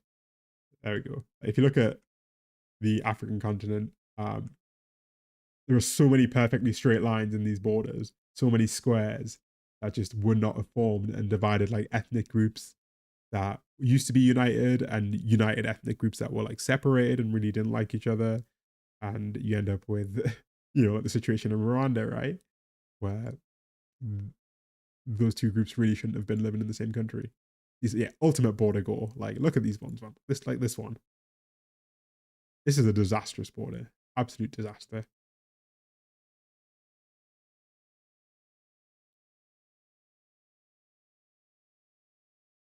Smash says, I remember as a child, I could not wrap my head around borders. I thought we were all the same people of Earth. How naive I was. I mean, that's not. I think that's not naive. I think that's quite honest. That's a lot of people's dream, right? That we could be citizens of the world instead of citizens of countries.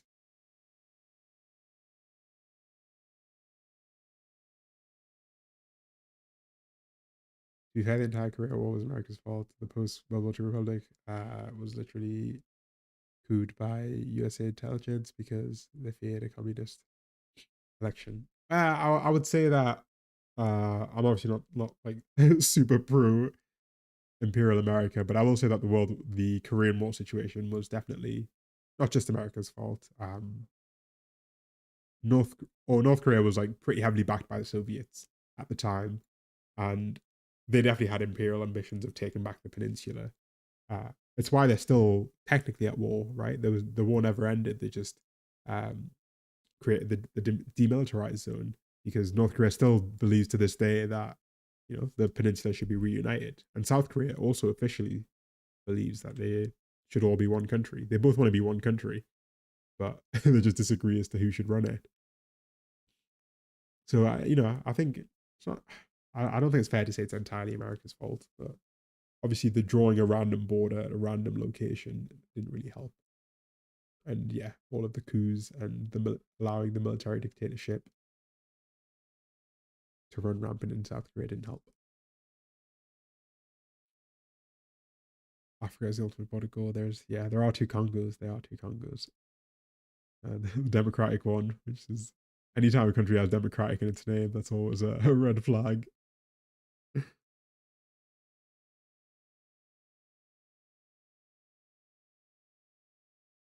If the US starts a war with Canada, Canada's toast, mate. Canada is immediately toast if the US decides to.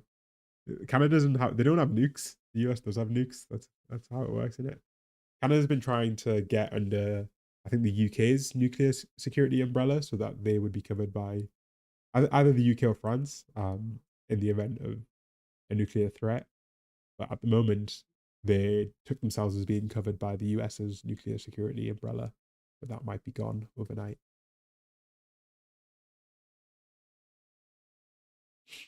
Oh yeah, Middle East as well.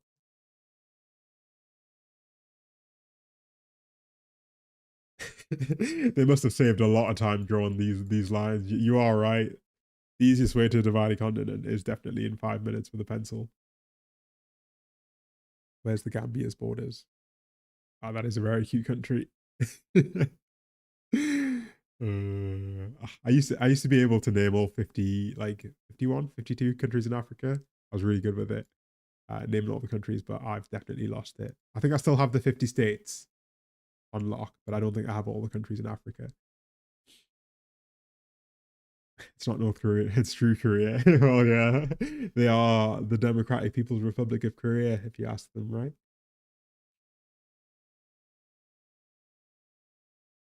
There's been tons of gold missing from Europe after the USA's help. Gotta help yourself to the bank account as well, man, haven't you? You gotta take your finder's fee, that's what they call it.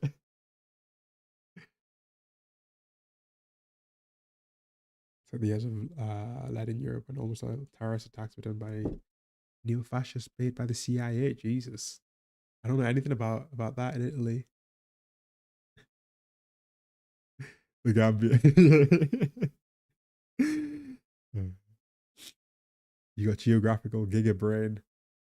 You know what? I'm actually, I feel embarrassed as to how little geography I know, but I feel like I know the exact amount to know what I don't know. And that's more frustrating, you know? I'm past the point of delusion where you know just a little bit and you think you know it all. That's always the best bit. Have you ever been to Oklahoma? It's like Fallout New Vegas, but tornadoes 24/7. I've never been to Oklahoma. I just know it's the one it looks like a knife, you know? Like that's the handle on the left. And then that's like a butcher's knife. Do you all see that? I don't know if you'll see that. This is how I think of Oklahoma, as the one that looks like a butcher's knife. Like like this. Like this would be the handle. And then this is the blade here.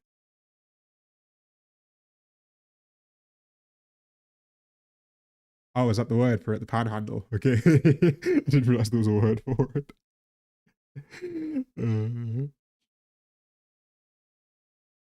The actual final boss of Geography of the Small Caribbean Islands, 100%. Like when you're in the St. Kitts and Nevis game, we're talking about Bermuda or whoever else. That's you're playing the pro mode there. You're playing pro mode. Turks and Caicos. I don't even know what's going on there.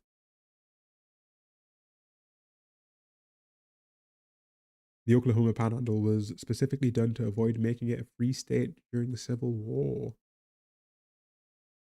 Ooh, let me try and Oklahoma Panhandle. Mr. AI, please educate me. 3 counties, yada yada yada. Okay, it was part of the Republic of Texas, but became no man's land after Texas joined the U.S. in 1846. This is due to the Missouri Compromise, which prohibited slavery north of the 36.5 degrees parallel. Forcing Texas to relinquish the strip to maintain its slaveholding status. Nice. Classic W, Texas. So they got rid of that bit of land so that they could keep slaves in the rest of the bit of land. Okay.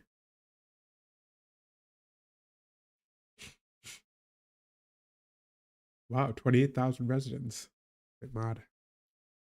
Not it always it feels like it always comes back to slavery.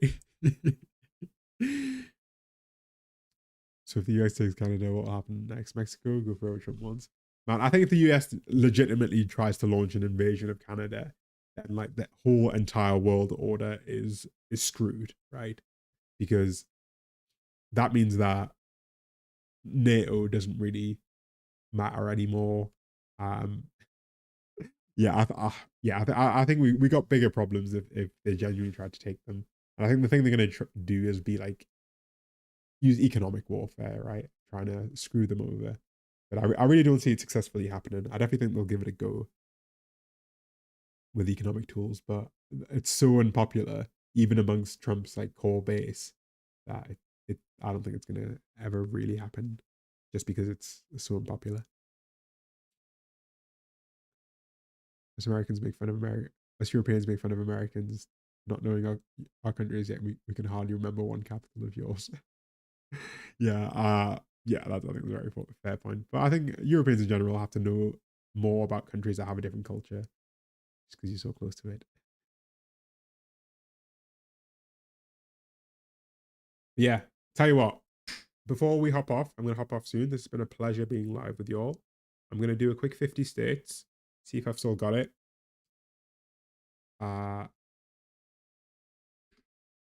And then we'll call it an evening, gang. We'll call it an evening after this. All right, 50 states, 10 minutes. I've got this. This is easy. Light work. California, Arizona, New Mexico. On type. And we got Texas, got Oklahoma, Kansas, South Dakota, maybe. Yeah, North Dakota. Okay. Nevada, Utah, Colorado, Wyoming, Washington. Idaho? Is that what that state's called? Yes, Montana and Oregon. And then we'll do Hawaii and Alaska. Eating this. I am absolutely killing this. Okay. Time to do the East. This is where I start to struggle. Michigan, Minnesota, Wisconsin, Iowa, Indiana, Ohio, Illinois, Pennsylvania. Oh my God. Right. We're gonna have to go south. We're gonna have to go south. Okay. Florida, Georgia, Mississippi, Kentucky, all hail the Colonel, Alabama, Arkansas, Louisiana. Oh my God, I am absolutely killing this. Can't remember what state that is in the middle, but hey ho, it'll come to me. It'll come to me. Tennessee.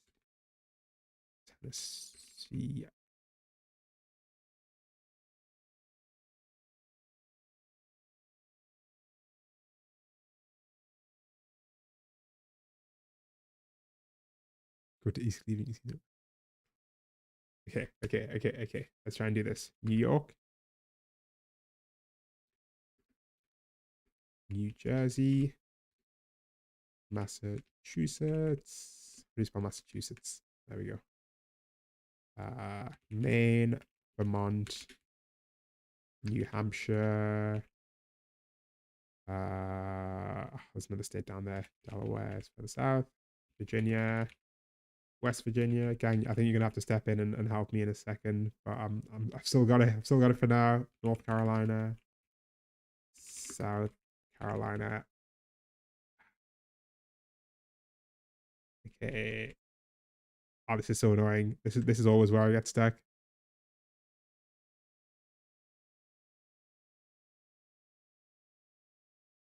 Okay, so we got some states in the east. Let's zoom in. Rhode Island. That's another one, right?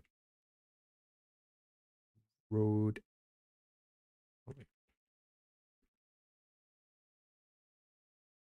And then what's this state? Nebraska. I think that's what that is. Midwest, right?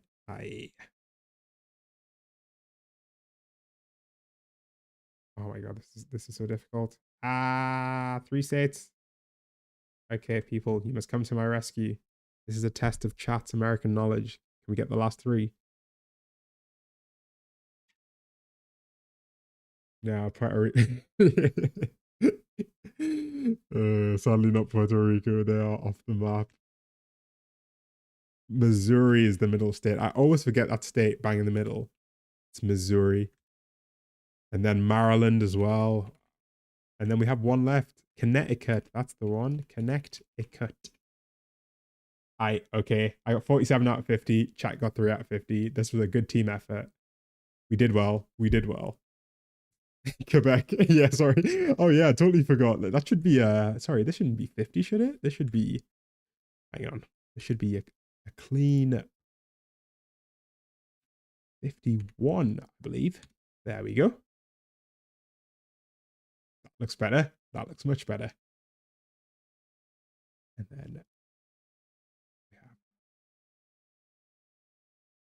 have Canada.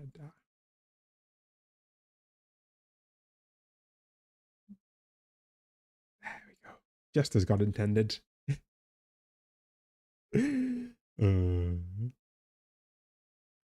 Yeah, John, I've played this game quite a few times. I try, like, I used to be really good with the states and the countries. I would be able to tell you all the states in the US. I used to be able to do it like without the map as well. That was my goat level. But sadly, I fell off, mate. I fell off. US Virgin Islands, yeah. I can't vote for that, obviously. America invades Canada, 2028. French Canadian is elected president. French becomes the national language of the US. Oh, wait, yeah. I can't do state capitals, mate. I cannot. Yeah, I only know like 2 or 3 state capitals. I think Albany's the capital of New York, right? And maybe a couple others. St. Louis, is that the capital of Missouri? But yes, gang, we will, I think, call it there. It's about 3 hours. I was glad well, quick 3 hours, actually. I'm glad I came on, even though we didn't have like a proper presentation this week. Next week, we'll be back to our regularly scheduled programming, ideally. And I'm not quite sure what we're going to talk about. Got a few topics. I read a really good paper about the title was like the global decline in the mental health of the young. And I think that could be an interesting presentation, but we'll figure it out. That's what I do. You guys can come and leave your lovely comments and we can chat. If you know Washington, DC, then it's more than the average. But yeah, either way, it's been a pleasure. Have a good night, gang, and we'll catch up soon. Sleep tight, gang. Bye bye, Kira. Bye bye, Smudge. Bye, Broken Pasta. Bye, Battletoad. Bye, John. Bye, Weeboo Jones. Nice to have you in chat. I think it was your first time. Nice to have you.